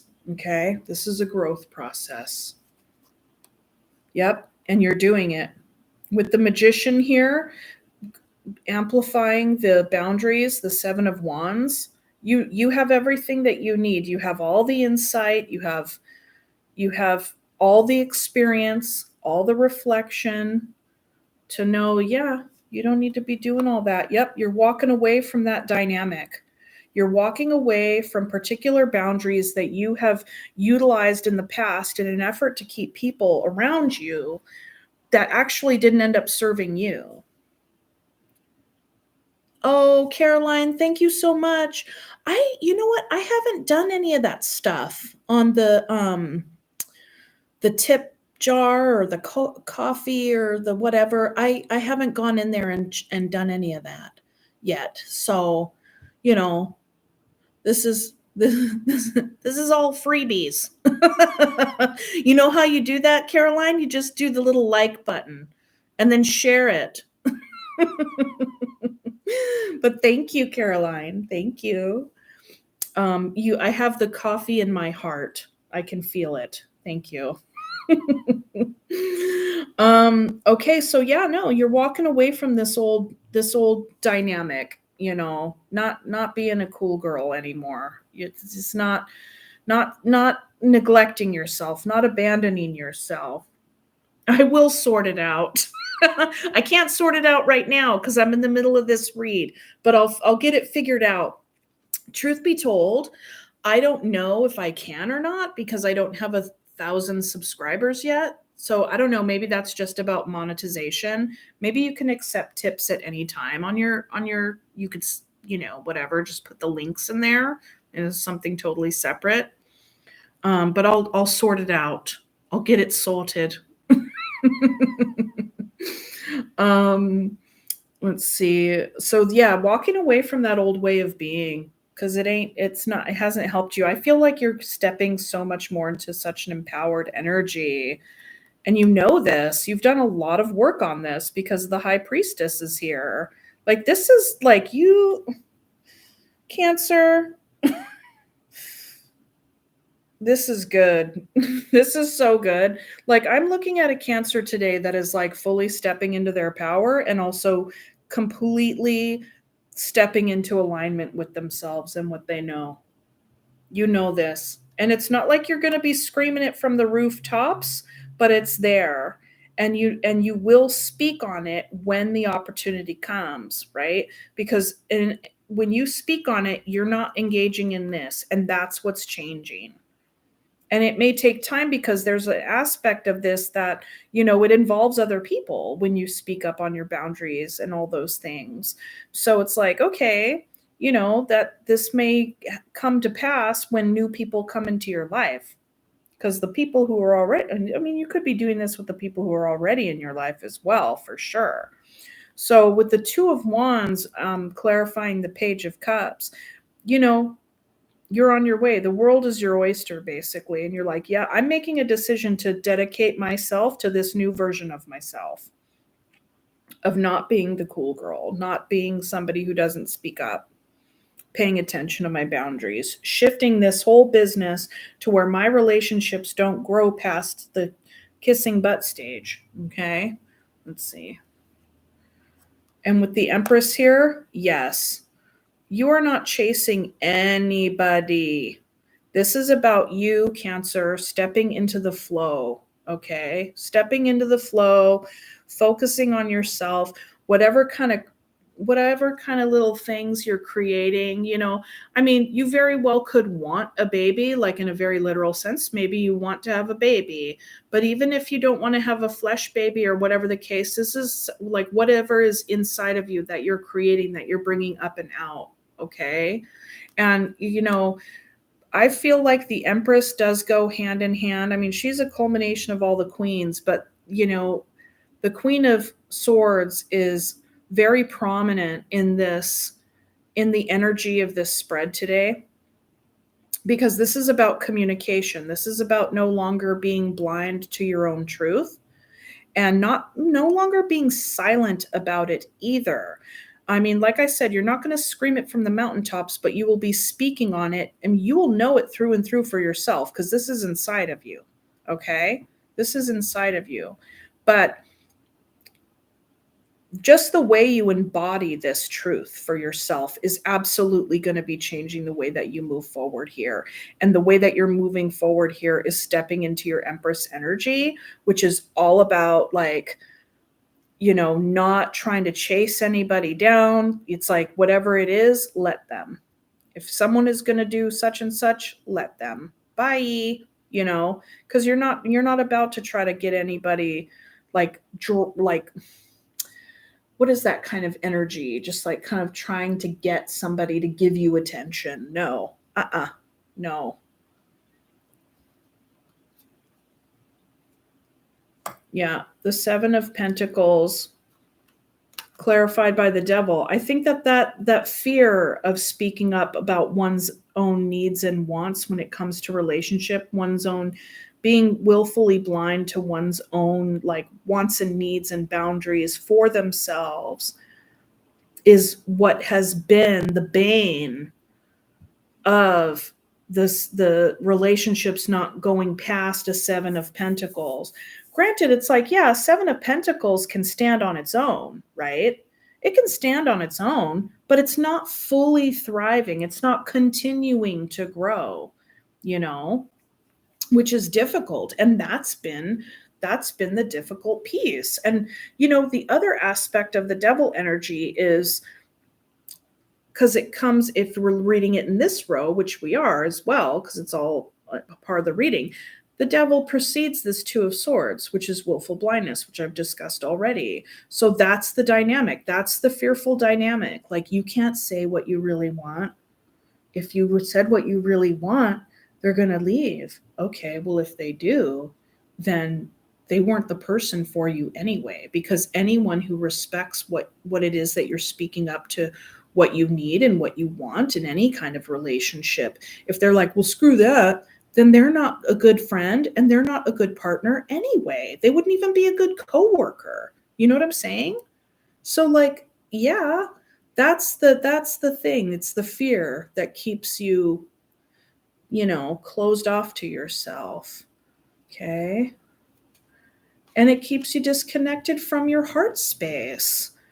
There's a continued feeling of like being in the shadows, like your own heart then is missing, your own self is missing. There's no space. It's like, you haven't been treating yourself as if you deserve a spotlight in the center stage of your own life here when it comes to relationship. And I'm going to say, intimate relationship here. And it's like, no more connecting with people who don't, if they don't appreciate the full and real and authentic, complete, undistilled version of you, then they're not for you. I mean, granted, you're not going to be like revealing all of yourself all at once. And, that's not what I'm talking about.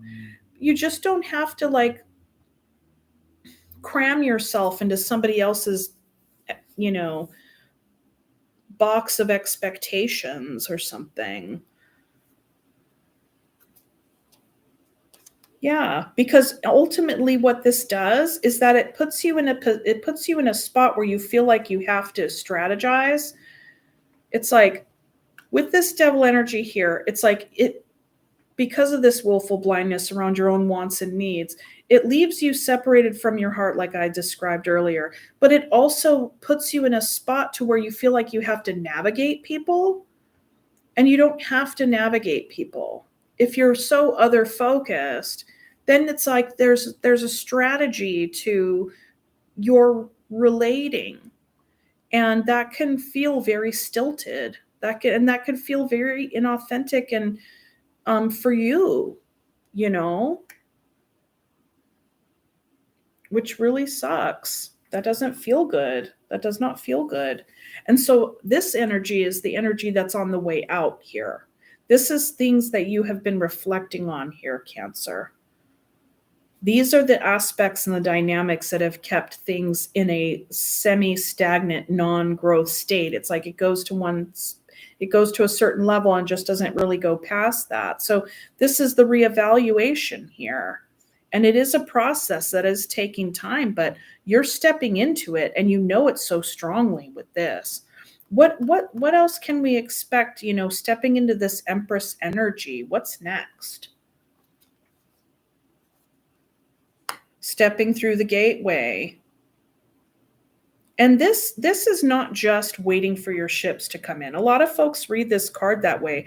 This is somebody who has amassed the knowledge and the skill, and like, you know, and even with this, I want to say the emotional maturity, because this is all like water here. And in this deck, this echoes the King of Cups card. Okay. But this is the Three of Wands, but we have all this water here. This is an emotional maturity, stepping into and stepping through the gateway of what you know and living in alignment with that. And it's like you can go out and you could do whatever you want. You can totally do whatever it is that you want, whatever it is that you set your mind to here and set your heart to, as long as you're, I mean, always, but in living in alignment with this energy that I described, of not abandoning yourself anymore, not doing any of that anymore. Okay, let's look into this new, what does this new cycle entail, Spirit? Please. King of Pentacles. You could be coming up in your finances for sure. That's awesome. Yes. King of Swords. You know, even more clarity and discernment.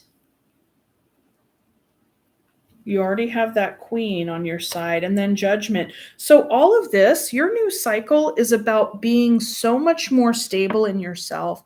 And like really, you know, you could even be focusing on your money for a while because you're really connecting with yourself so much more. But this new cycle is about you just continuing to get clear and continuing to speak for yourself and totally live in alignment with your boundaries and making good choices around who you let in your life and who you don't. Because that's what this is about. Because the more that we do this, the more that we speak up for ourselves early and often, then you will weed out anyone who doesn't, who is not going to fit with that. That is, you know, that's like the abusers or the manipulators' kryptonite. When you are solid in yourself and you are clear about who you are and what you want and what you need and who you surround yourself with, Cancer. And that's what this is about. This is fantastic. So much powerful feminine energy coming off of this reading. Like full on. It's like such powerful feminine energy. I love it. So empowered. This is good. Okay, that's what I have for the tarot portion for you, Cancer. I'm going to go on ahead and grab the flower here.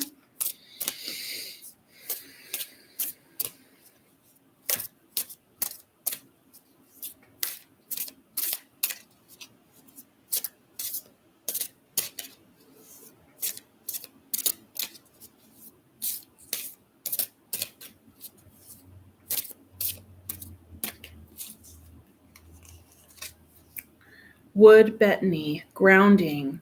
Like a loving hug, Wood Betony energy is very physical, calming, and grounding, helping you connect with your intuition and gut feelings.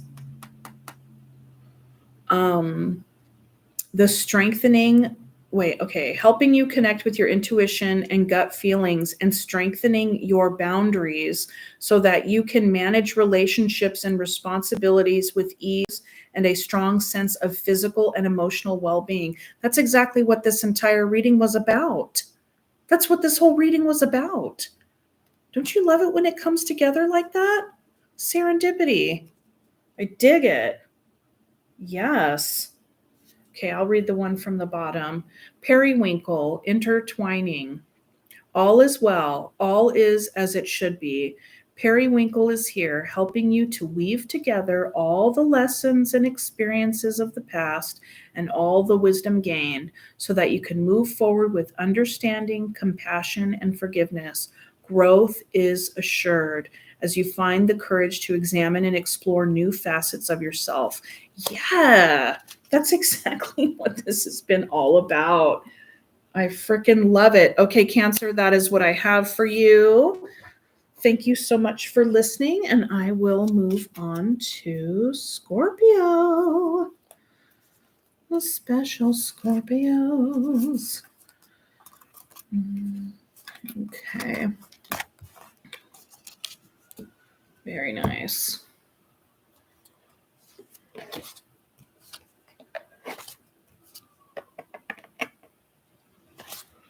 I have to just shuffle these pajamas in here. I usually like to put them all in at random, like singularly, but like I don't have that. I don't want to put you guys through that.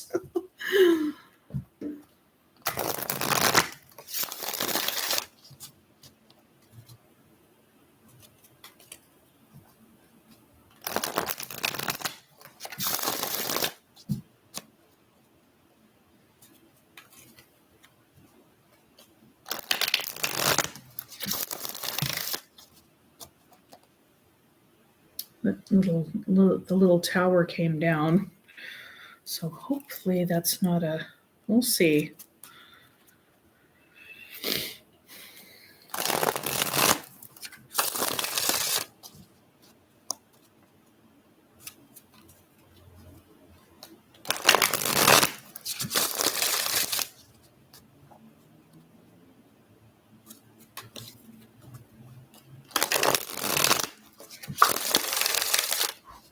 Okay. Okay. I'd like to invite Spirit in at this time with so much gratitude and respectfully request a message for the Scorpio collective and their greatest and highest good at this time. Please and thank you, Spirit.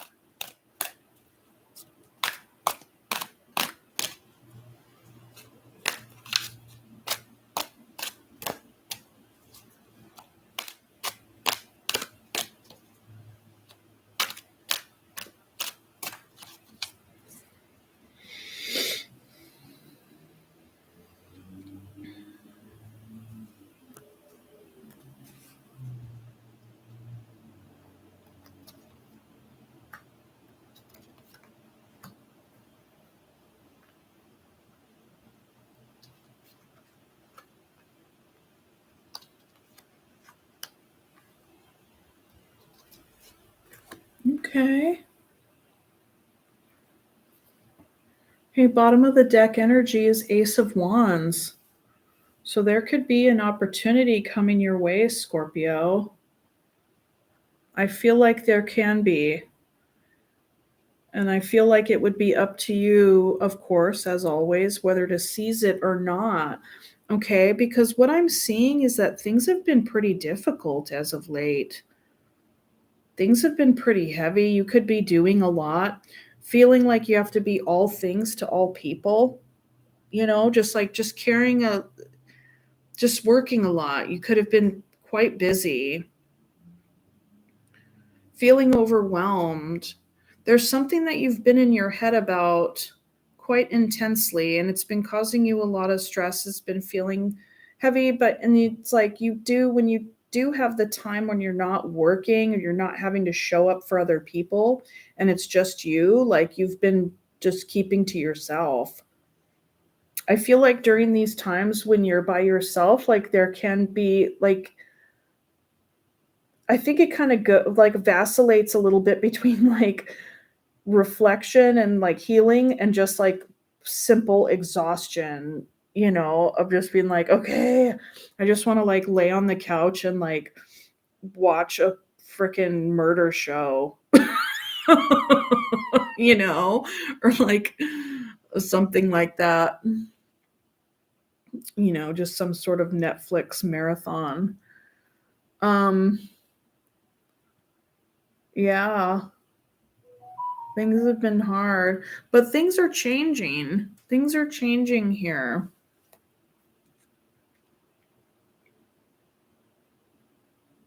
You have an invitation here to get back in touch with friends.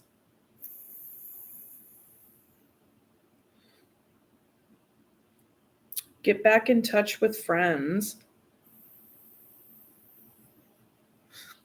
Get your support systems around you. You need to have a little bit of fun here, Scorpio. You need to have some fun. That's the way that things will begin to shift for you. So what's been hard? Tell me more about the 10 of Wands, Spirit, please. The Magician. You could be wanting to manifest something, and you're needing to be really patient about it. And being patient can be what is feeling hard. It's feeling burdensome. What are you in your head about? What is this 8 of Swords energy? Feeling like you're out in the cold. Feeling like you don't have enough. Maybe you don't feel like you have enough in order to manifest. But the thing is, with the Magician here, what it's saying is that you do. And so then begs the question, why is it taking so long? I think that's what you've been asking yourself. Why is this taking so long? What are you out in the cold about? Is this a money struggle thing or a heart struggle? What is this? 6 of Pentacles. So this is an exchange. This is about an exchange of energy with another person. There can be difficulty and challenges with regard to the roles that you each play with one another. Are these agreed upon? Do you feel like the other person is getting so much more than you are? Or are they not really giving much back to you? Because we have the scales here on the teapot, but yet all the tea is going into one cup, right? And this person is looking at you, or vice versa. This person is looking at this person, but this person's looking at their cup, the cup that the other person is holding.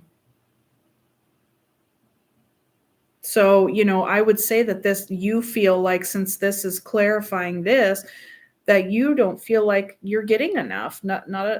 You're not getting poured back into here. And you could be waiting for some person to pour back into you, and that's what you want to manifest, but then it's not happening. So you're really in your head about it.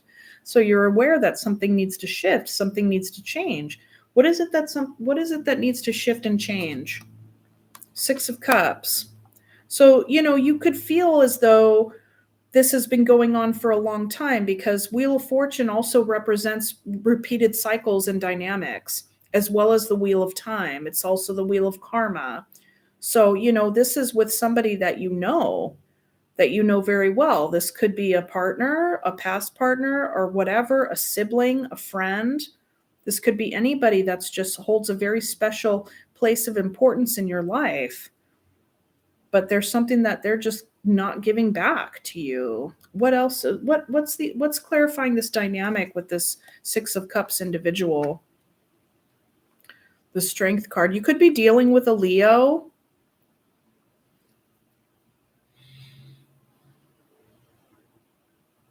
You may very well hold back what it is that you want and need.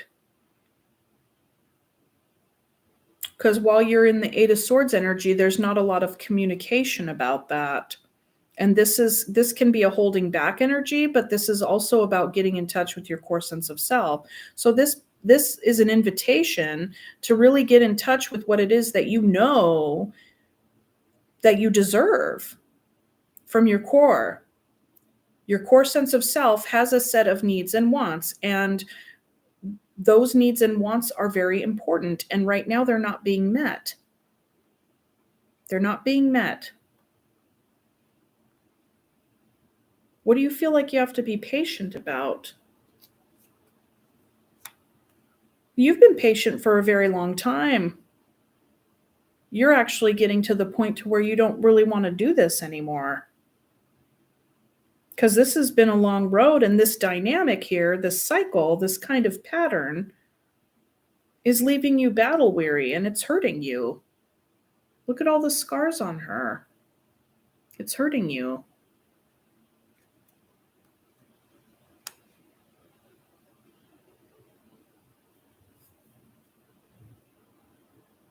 This is also an invitation to pay very close attention to our, it's like, what are we experiencing?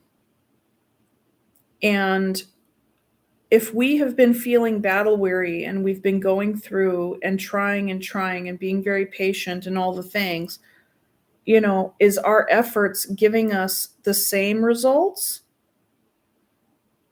And so, if that's the case, what is it that we need to shift and change in ourselves? Are we also continuing to find that there's a particular dynamic in other relationships or whatever, not just this one, and the same thing happens?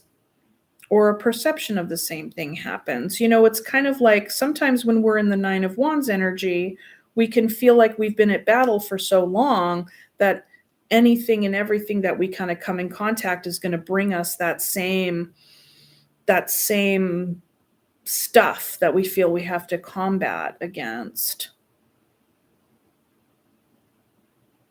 Tell me more about the Six of Pentacles. I mean, no wonder you're feeling battle weary, right? Like you're feeling out in the cold and all of the things I explained. And if this is a repeated cycle with this person of that you have a long history with, then absolutely. If you're in an experience where you're like, I'm just waiting for, I'm here being patient, waiting for this to get my cup poured into, and I haven't had any. The World, yeah. You want to wrap this up. You don't want, this isn't serving you anymore. Like this cycle is, I feel like this cycle has come to a close inside of you, in your heart and in your mind, Scorpio. But that perhaps it has not actually happened yet because we have the strength here. So you may have been like holding out for the last few drops of hope, but you've gotten to the point where you're just like, yeah, I don't think so. I don't think this is happening. I'm not getting my cup poured into, and I've been waiting for so long. I don't think it's going to happen. And it's not because there's anything lacking in me that says that I don't deserve anything being poured into my cup. It's just that this person does not pour into into the cup. It's like that the responsibility of the pouring and the giving is on the other person. You know what I mean? Because it's not that they have had a lack in what's been given to them from you. Okay. So you're wanting to shift this and change this and close this. You don't want to participate in this cycle anymore. But like I said, you may not have communicated that yet.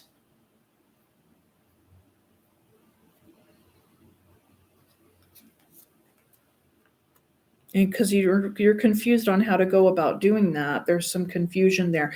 I mean, there's a lot of, you have a lot of feelings about it. You have a lot of feelings about it, and there are many different ways in which you could go about doing it, but you haven't decided yet, and that's okay too. Okay, let's look at the Hermit energy. King of Cups, yeah. You're stepping into a more emotionally mature place that's saying, I don't deserve the treatment. This is hurting me.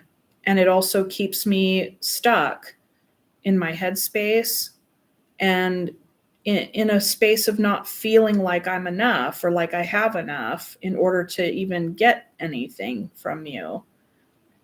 And that sucks. That feels shitty.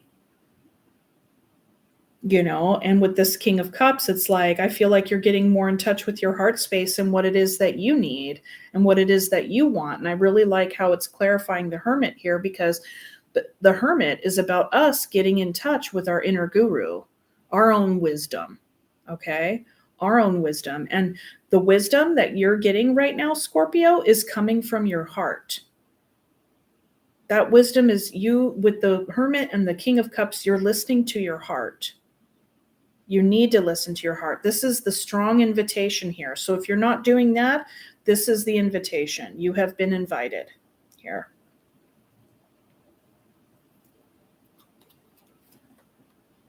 Yeah. Reevaluation of the boundaries. What are you willing to let in and and out of your cup. This is the reflection that you're doing on your own right now, as well as reflecting on this. Oh, Queen of Cups. There could be a divine counterpart here. This person is not this person. Because we do have a Three of Cups here.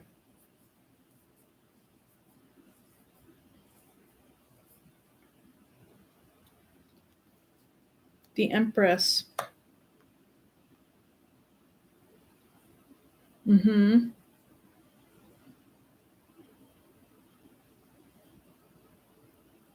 I think that you're getting in touch with what you want for yourself and what you know is going to nurture you and your heart and your spirit and all the things. You want love. You want someone, you want an equal partner. You don't want to be in situations where you just get breadcrumbed here and sticking with it just because there's long history. Going through this over and over and over again. Just because why? Because you have a history with them? If you have a history with them, then let them be in your history if this is the way they continue to treat you. You know what I'm saying? And that's no judgment. That's no judgment on you at all. It's just one of those things where it's just like you deserve so much more than that. You deserve so much more than that. And this kind of stuff happens all the time. I feel like it's like it is such a common dynamic that is just very painful. You know, if you're on the receiving end of this or the non-receiving end, am I right? Okay, let's look. King of Wands. Yeah, I feel like you have, okay, this is what I'm saying. I feel like there's somebody that you have been with for a really long time, dynamics, all the things I've explained so far, and that you're getting in touch with your heart space, getting clear on what it is that you want and need. And either this person is in your energy and they haven't shown up, but I'm thinking that you may have met somebody else that actually like fits that bill because we have a Three of Cups here. And this person has like reawakened because we have the Empress and then the King of Wands, and the Empress gives birth to. I feel like this person that you met has given birth to a part of you that has been reignited here with regard to pursuit, with regard to desire, with regard to verve and a sense of life, and like you're inspired and you're like wanting to march forward, you know? There's something here, and it could be a person or it could just be a thing. You know, take it as it resonates, but I feel like there's an overarching dynamic of you not having got what you wanted out of other investments in the past, long term, you know, continuing to invest in certain areas where it just kind of keeps you waiting and stuck in your head and feeling impoverished and feeling wounded and feeling just like you're receiving nothing. And then you get in touch with yourself and your heart space and you're like, wow, yeah, this is what I really want. You know, I'm getting clear on that. And then it's like it shows up in one form or another. It could be in a person form or something else. And once you see it show up in the 3D, that just like feeds this fire, which is fantastic.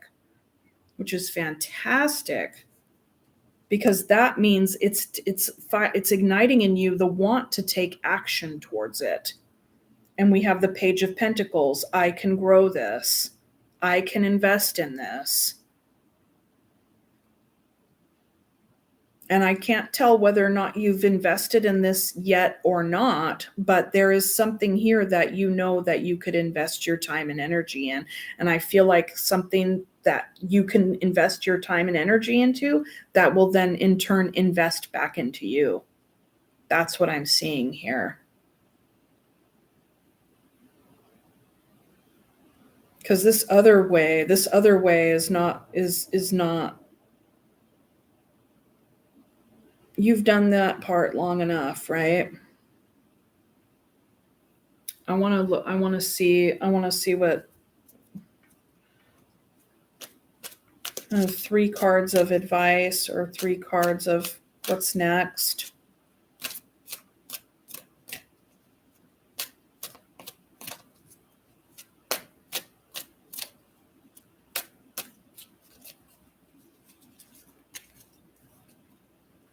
Yeah.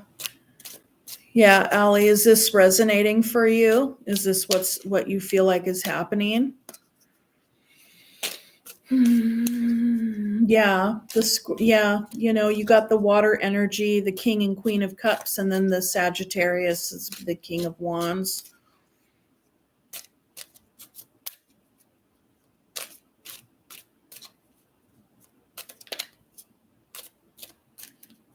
Okay.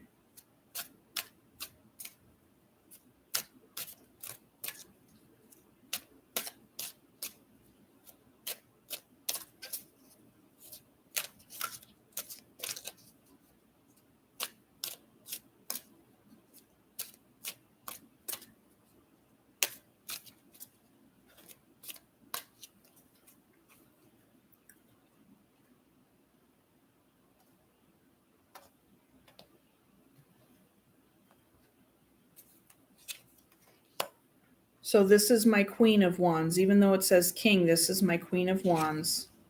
The Lovers, the Knight of Cups, and then the Death card beneath. Death card underneath at the bottom of the deck, and 2 of Cups, and Judgment, and then the Tower, and then the 5 of Cups.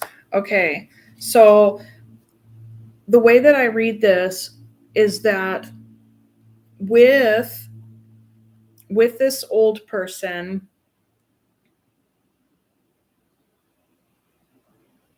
there's a lot of passion in this relationship, and like a desire to like want to renew, or like a desire to want to give and receive, like this Knight of Cups energy.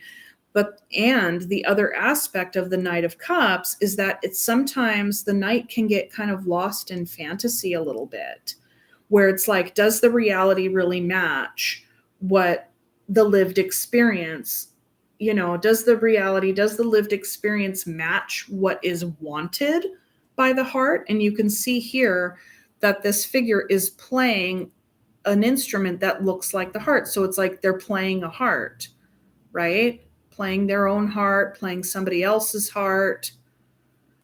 And underneath the deck, there's irrevocable change, 2 of Cups, a Judgment. There's a crossroads here, and then a Tower and the 5 of Cups.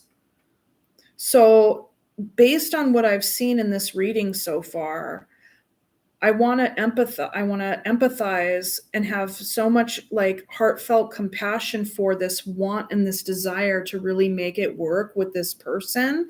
And I feel like you've been trying, Scorpio, for a really long time, but that has left you wounded and left you in your head, which is very lonely. And that is amplified by the 5 of Pentacles. And, when are you going to get your cup poured into? And I feel like there's a desire and a want for this person to step up and do that. And, of course, because otherwise you would have gone already, right? And the Hermit energy has suggested that when you get in touch with your heart and your heart space, that that your needs aren't being met here. And if you were to, you want to have something reignited inside of you. I feel like there's a possibility that has been reignited inside of you by some maybe new thing that you have come across. But ultimately at the bottom of the deck, like, this needs to shift and this needs to change. And it's like, do you then make a decision and bring your own tower down? And the thing is that some of the most powerful towers that we have are the ones that we bring about, because even though it would hurt so badly, we know that we're bringing the tower down because this is not the homeostasis that serves us in the long run or even anymore. Does that make sense? Oh, oh boy, Ellie. Yeah, oh. Well, you know what's interesting, Allie, is that I not only read tarot on YouTube, but I'm also a property manager. And I'm not even shitting you. Like, I'm totally serious. Like, I'm also a landlord. So I'm totally familiar with that kind of contractual stuckness, which sucks. And I'm just so sorry that that's happening.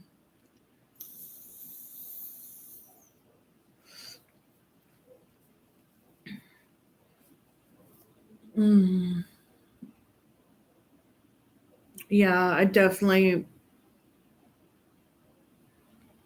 I'm sorry about that for sure. That's hard. But I think that, yeah, there is a stuck feeling because when it comes to the tower, right? When it comes to the tower, it's like we feel like we're imprisoned at home. Like we feel like we're imprisoned, but the tower has to come down. And when the lightning strikes the tower and the tower comes down, the two people like fall out, right? So in a way, there's like you're free from the prison, but yet it still hurts. And so with this judgment here, it's like there's a crossroads and something needs to be implemented in order for this shift to take place. And I feel like, this is a self initiated tower. So I want to get some of these flower cards for you.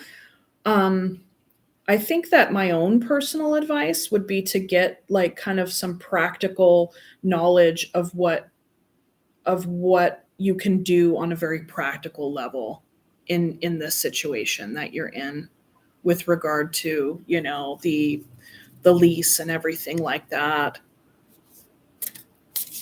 I don't know what state you live in, or if you can talk to your landlord, or if you can get out of the lease, or what have you. But it is a practical contractual matter, and so I'm sure that you've explored what it is, what you can do.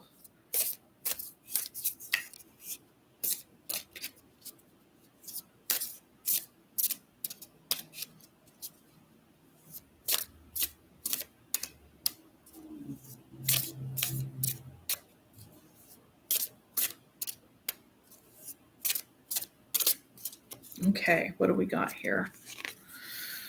Hydrangea, transmutation. We are all affected by our environment. Hydrangea reminds you to reclaim your power through the transmuting of emotions and releasing of any victimization. You not only have the ability to overcome perceived obstacles, you can extinguish them by realizing you can move through them in some kind of way. Okay, at the bottom of the deck, Pansy, resonance. Allow Pansy to instill a sense of stability and safety in your heart and to release fear and anxiety. Easier said than done. Okay, ease into an understanding of your own heart's deepest truth. This flower is often called heart's ease pansy, since only with a direct connection and resonance with your heart will you know which path leads to joyful fulfillment. Okay. So I'm going to leave it there for you, Scorpio. I really thank you for sticking with me. This was, somewhat of a lengthy reading, but there's always a way. There has to be a way, for you to get to where you need to go on any kind of practical and physical level. Some negotiation, some sort of rearrangement, as it were, if you're able. Let's see here. Let's shuffle these back into the deck.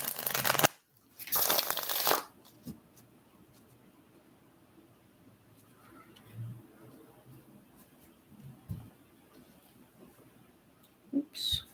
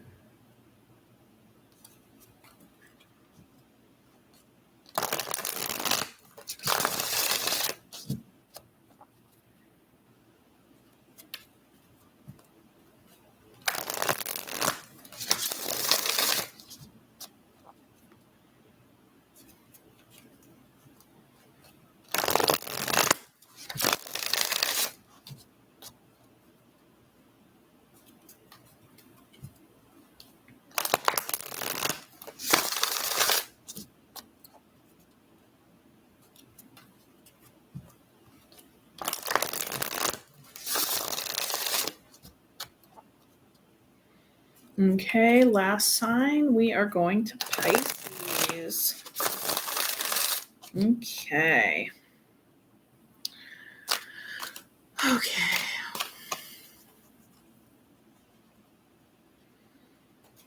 I'd like to invite Spirit in at this time with so much gratitude and respectfully request a message for the Pisces collective for their greatest and highest good at this time. Spirit, please and thank you.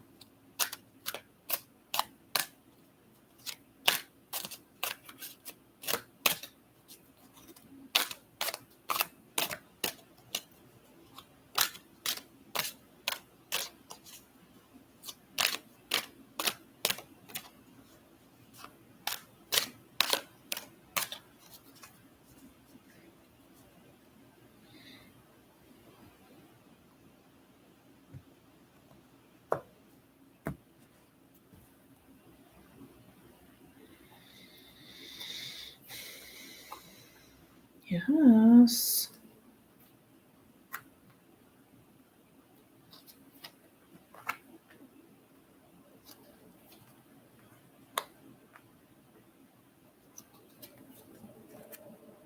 Pisces.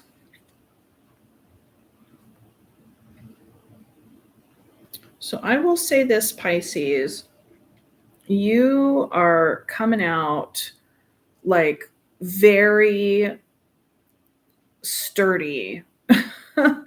If you're a Pisces, you may have a lot of strong earth energy in your chart.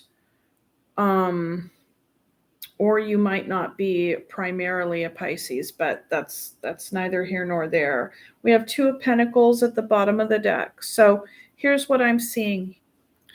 So you're very much focused on your work right now. And I think that is done so in a way because it's such a strong way to get back in touch with yourself about how you're building your empire and just like building yourself. And I would wonder whether or not you're like launching your own business, or if you are a business owner. But I see an invitation here to, keep your focus on that and what you're trying to build for yourself in a very tangible financial realm. Okay. You are very passionate about this. You really do enjoy what it is that you do, and you feel very strongly about it. You feel very inspired by it. You are very motivated. When you start a job, you want to see it through, and you're quite good at it too, Pisces. Okay. Yeah, and we have the lovers in the middle here. So, we'll look into that and how that plays into this situation because, it's very work focused, structure focused, and what you're doing and how you want to do it and keep it going, and very much endeavor energy, you know, something you're really good at and feel good about. Okay, so let me see.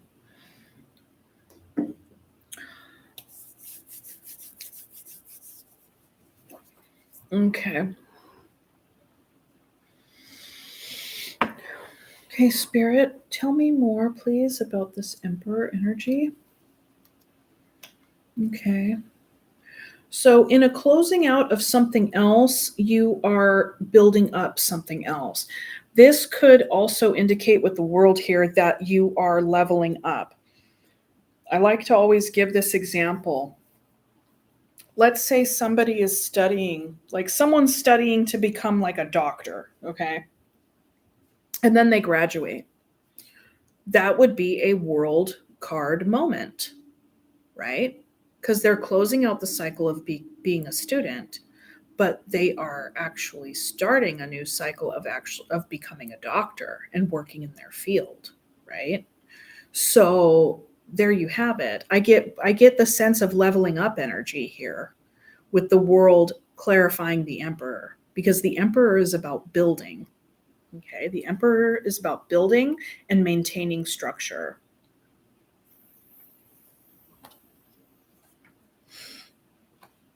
With the devil here, this could be about, also what's coming from this is leveling up for you in what you want to build, and that is about eliminating whatever this is. Okay, another way to read this could be building up and leveling up despite fears that may creep in. You can't do that, stuff like that, right? um because this devil is kind of part spider, which is a symbol for creation, and also part mushroom and part magic mushroom, which could be hallucinations, right? Things that are not real. And somebody said fear is false evidence appearing real, right? So I feel like you could be closing out the fears that hold you back here, because those fears, granted, they need to be here for a purpose, right? They do serve a purpose for you to reflect on. Okay, and if you give in to them, that will hold you back, that will hold you down. But with the world right in the middle here, I feel like this is leveling up the emperor and diminishing the devil, diminishing the fears. Okay.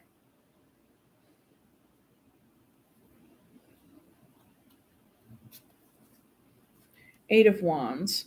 This is how you communicate to others and to yourself. Okay. With the Eight of Wands in the world here in this same column, this could indicate some travel. You may very well be afraid. You may have to travel for your business and could be afraid, fear of flying, fear of traveling, but you're having to overcome that in order to do that. That's very specific. May probably not apply to every one of you, all one of you. Let's see, what energy are you bringing here with the Queen of Pentacles? Four of Cups. You've experienced letdown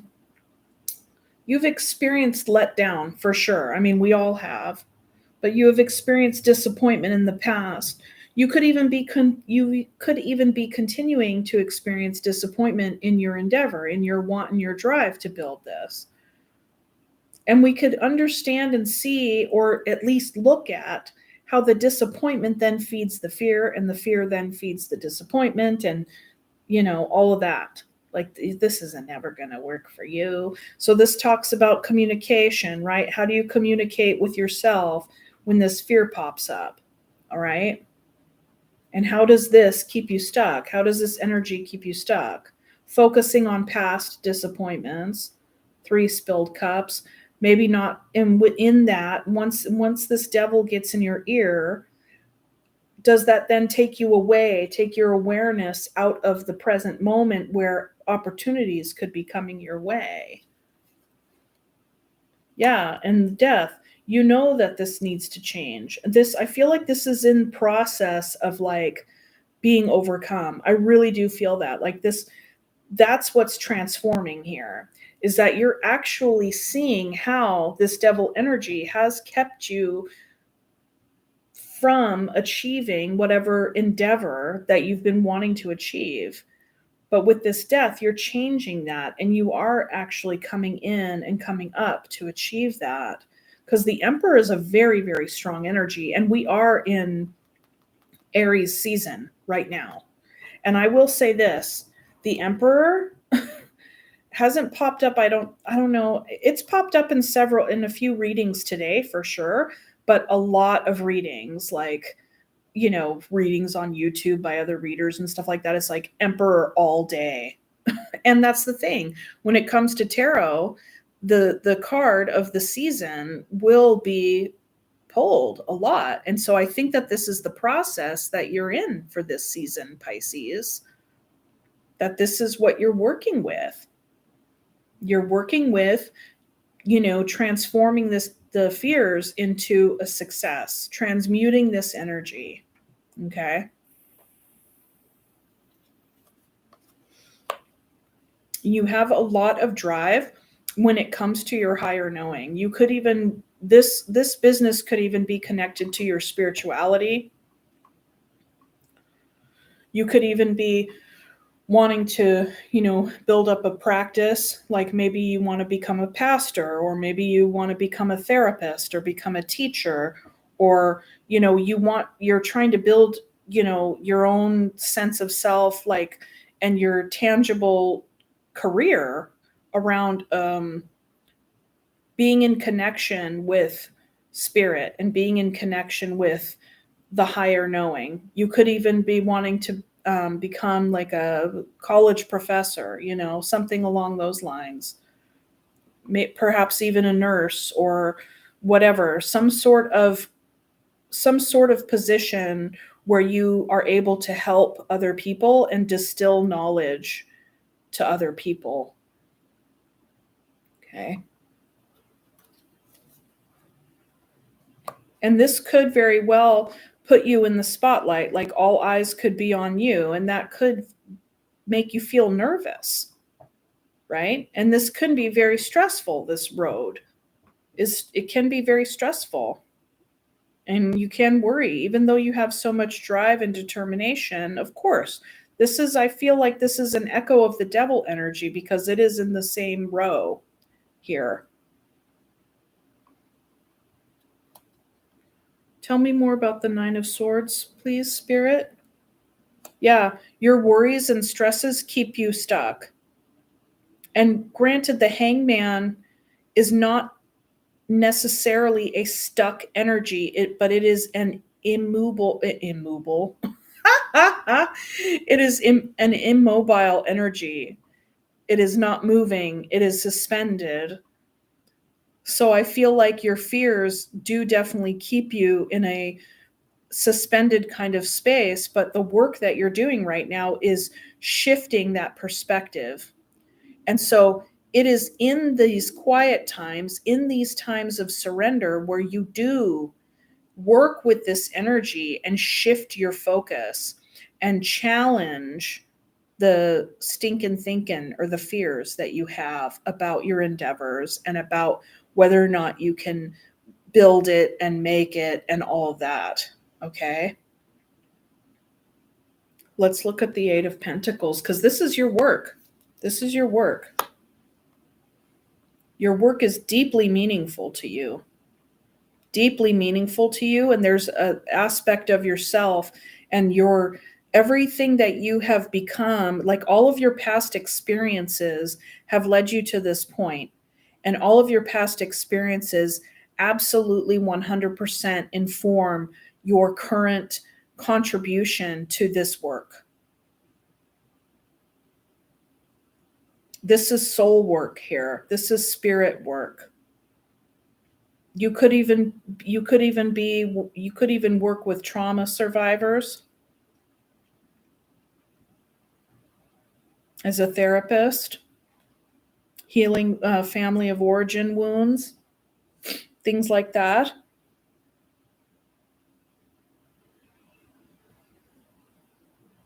Let's look at the lovers here. What's up with that? Ace of Wands. You could have a new lover coming your way, or there could be something, in a love relationship. It's also known as the choice, right? You may have to choose between two. It's very interesting how this lovers and relationship and Ace of Wands is right in the middle of this process. Because this is a very personal process, and then there's something coming in here right in the middle. What is this? What is this, Spirit, please? A brand new cycle. It hasn't gotten here yet. It hasn't either gotten here yet, or it's just getting here now. It could come in Aries season. What other season? Capricorn, Scorpio, Gemini, Taurus, Pisces. What is this new beginning? Looks like a new beginning in love, a new opportunity. You could have people competing for your attention.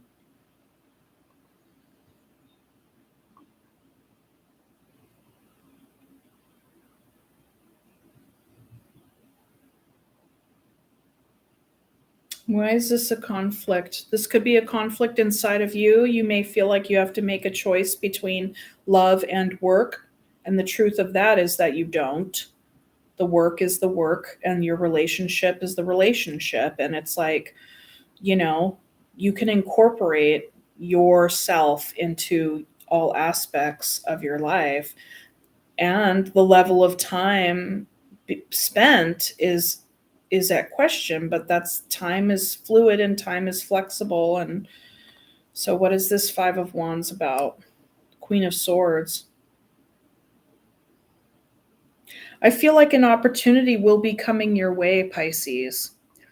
And the opportunity that's coming your way could offer a brand new cycle in love. And you're going to be in conflict about it with yourself, with others, right? Some people might be like, and you could even be telling yourself this, like, you're trying to focus on your business. You're trying to focus on where your education and what you're trying to grow in your endeavor, whatever that is. And, you're really doing a lot of self-care and a lot of self-work. Like maybe adding a relationship in here might not be the best choice, stuff like that, because we have the Queen of Swords. There's somebody who's very discerning, right? Somebody who's very discerning, looking at the long vision here, looking into the future. Is this person, whatever opportunity, this Ace of Wands, is it going to come in and benefit me, or is it just going to knock me off my game? Sometimes, I mean, granted, new passionate beginnings are always fun and all the things, but I mean, sometimes it can really just fuck up your vibe, man. Can really knock your flow. I was about to say knock up your flow, and I'm like, okay, I don't know. Maybe you don't want to, you know what I mean? Sorry, I didn't mean to put that energy out there, but now that it's been said, just be wary. But I don't see the Empress, so I think we're okay. Oh gosh. Yeah, so no, you're looking into the future, and whatever opportunity, potential partner, potential love offer is going to come your way. You're going to really be weighing it against whether or not it will fit in with your life, given your pursuits and given the personal work that you are doing on yourself, which I think is a really good place to look at it. You know what I mean? Like that's a good space to consider it from.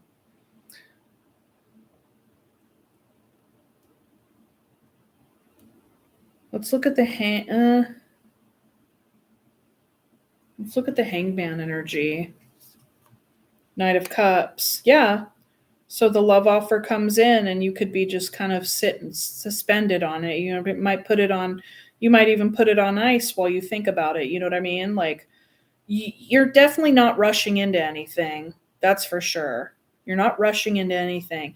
And if whoever comes along, if they're really like digging on you, like they won't like wait, but and you wouldn't ask them to wait, but you know, for you to say, well, I would prefer to take things slow, like that that would be appropriate and completely reasonable, you know, for you. So let's look more into this. What's the what can you tell me about the 6 of Cups energy, Spirit?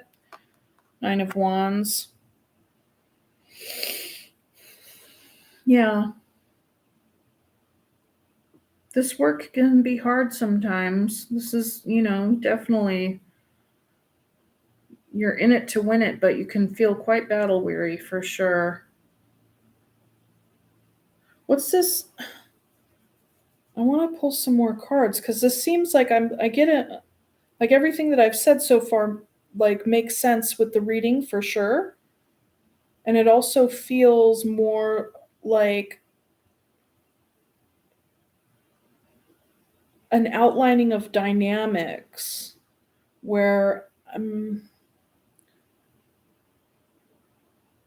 with the death here, with something is transforming the fears, transforming the negative self-talk, transforming the hyper focus on failures from the past or any other kind of things from the past that keep you blind to current opportunities that come your way, you know, where your endeavors are concerned.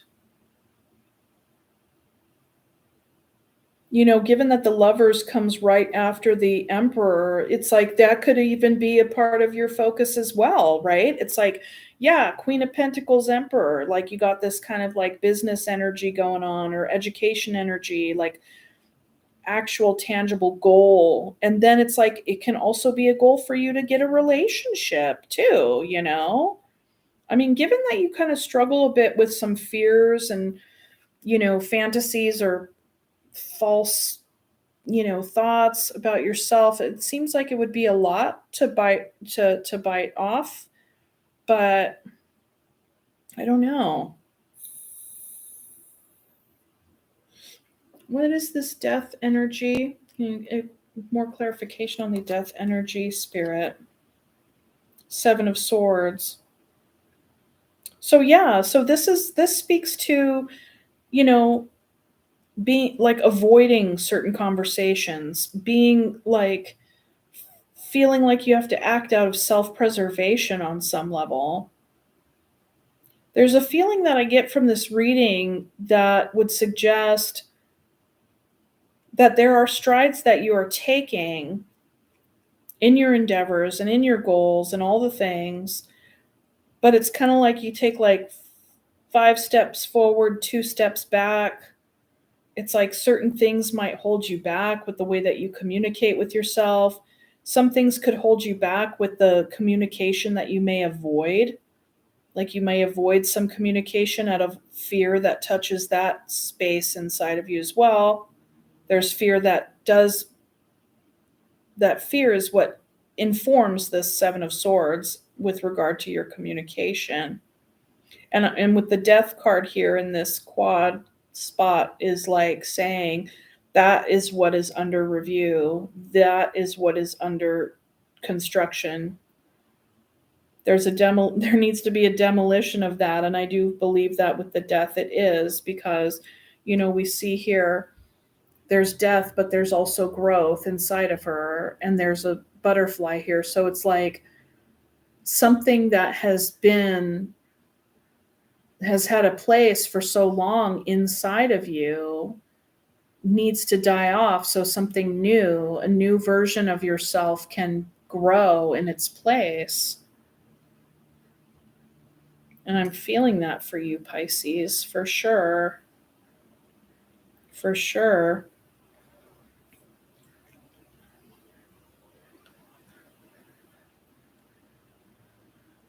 There seems to be something here. It's like work, memories, pain. Death, devil, fool, stress, pain. So this could possibly be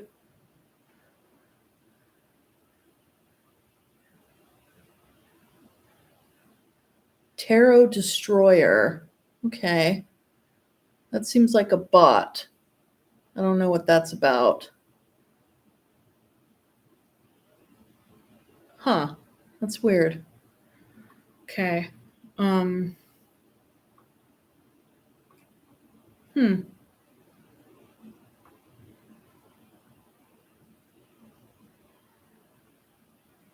Hmm. Anyway. Um. So I want to look into more of this Nine of Wands energy. What is that? You wear sheep. You wear sheep. Whatever comes out. Firewalls.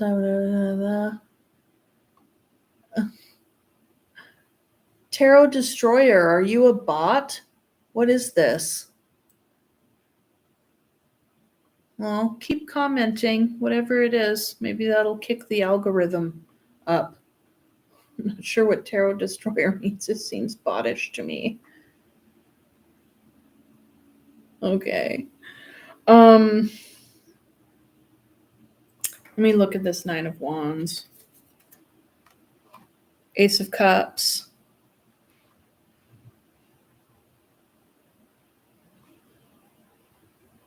You have a guardedness about you when it comes to this love offer. I get the sense that you don't know whether or not you can trust it. You could very well even be thinking that it reminds you too much of painful people from the past.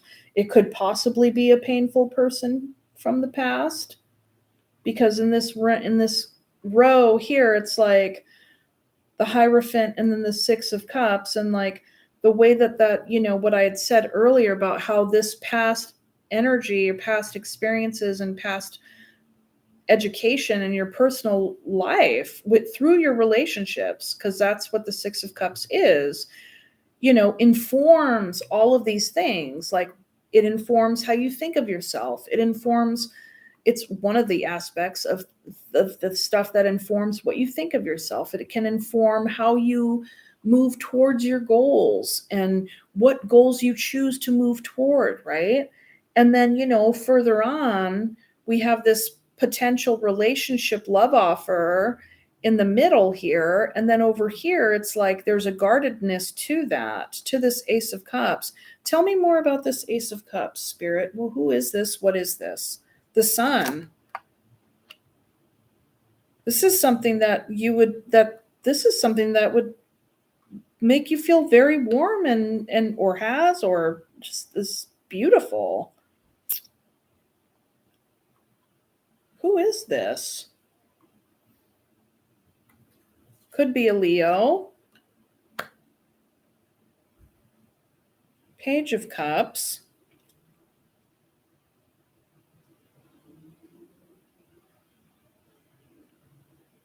This could be about renewing the love that you have for your inner child. This could be about renewing the love. Like, if you have children, this could be like really focusing on that love. I say inner child because Six of Cups is the past, talks about siblings as well. And then there's woundedness, and then a renewed, like Ace of Cups, Sun, illuminating the love that you have for your inner child. I know that's not the most spicy interpretation, but that's just one interpretation here. Okay. It's just one interpretation here.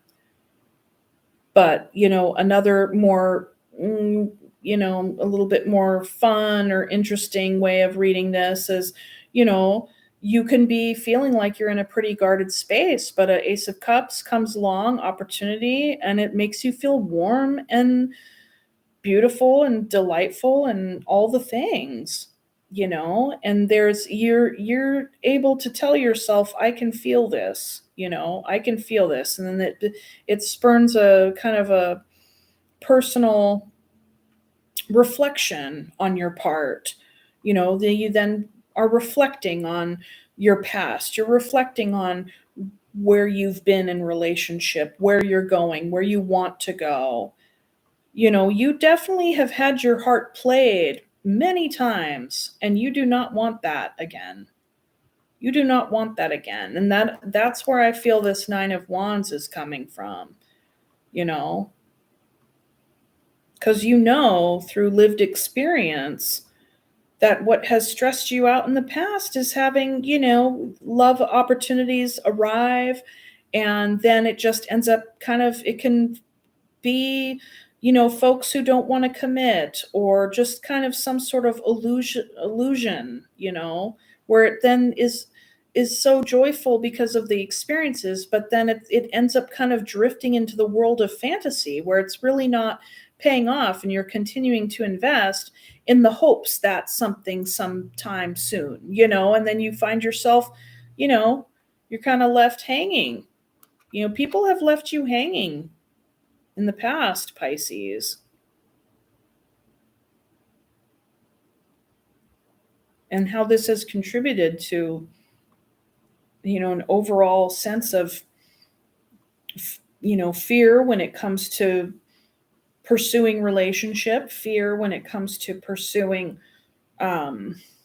goals and things. And you're really working hard to try to shift that focus. Who is this person offering this who is this Lovers, Ace of Wands, Knight of Cups offer? Who is this? How will Pisces know who this is? Is it somebody that they know already, or is this a new person? I'm inclined to say maybe a new person, but I don't know with the Six of Cups there. Okay, I'll just ask a yes or no question. Is this an old person? Somebody that they already know?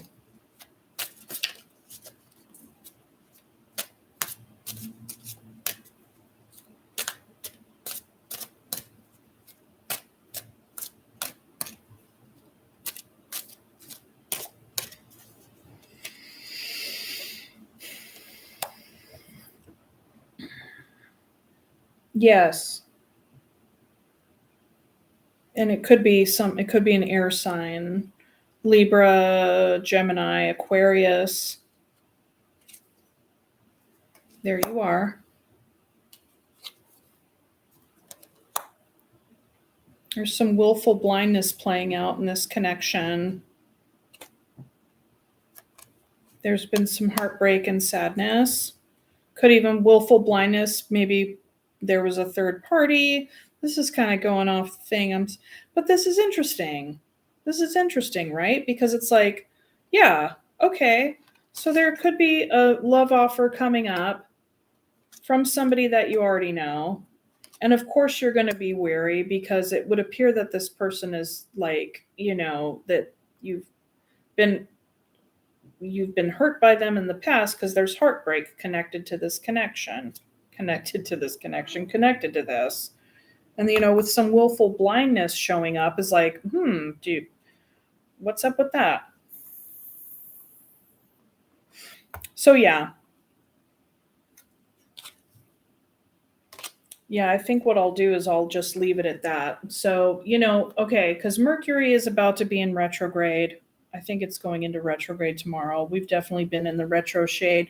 So, Pisces, I need to end your tarot portion. But what I'm going to say to recap is that you're working on yourself, really being in alignment, and really closely looking at your own personal dynamics and fears when it comes to whatever endeavor you are moving toward, whether it be your practical goals or relationship goals. And,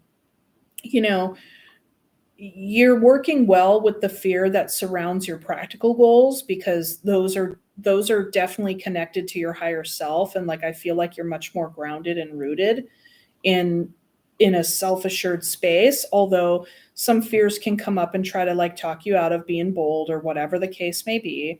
But, there is a love offer coming in, and you're being very discerning about it. It does make you feel really good. You're afraid that they're just a player, though, because they've left you hanging and in the past, and that, with that coming in, this could be an opportunity to challenge yourself to communicate how this person, when they come back in, that you were hurt, okay, by this indecision that they had brought maybe last time. Perhaps this indecision could represent you this time around, right? Because we also have the 9 of Wands over here. So I'm going to leave it there for the tarot portion, okay? And so I'm going to go ahead and pull a flower remedy for you, or soul flower.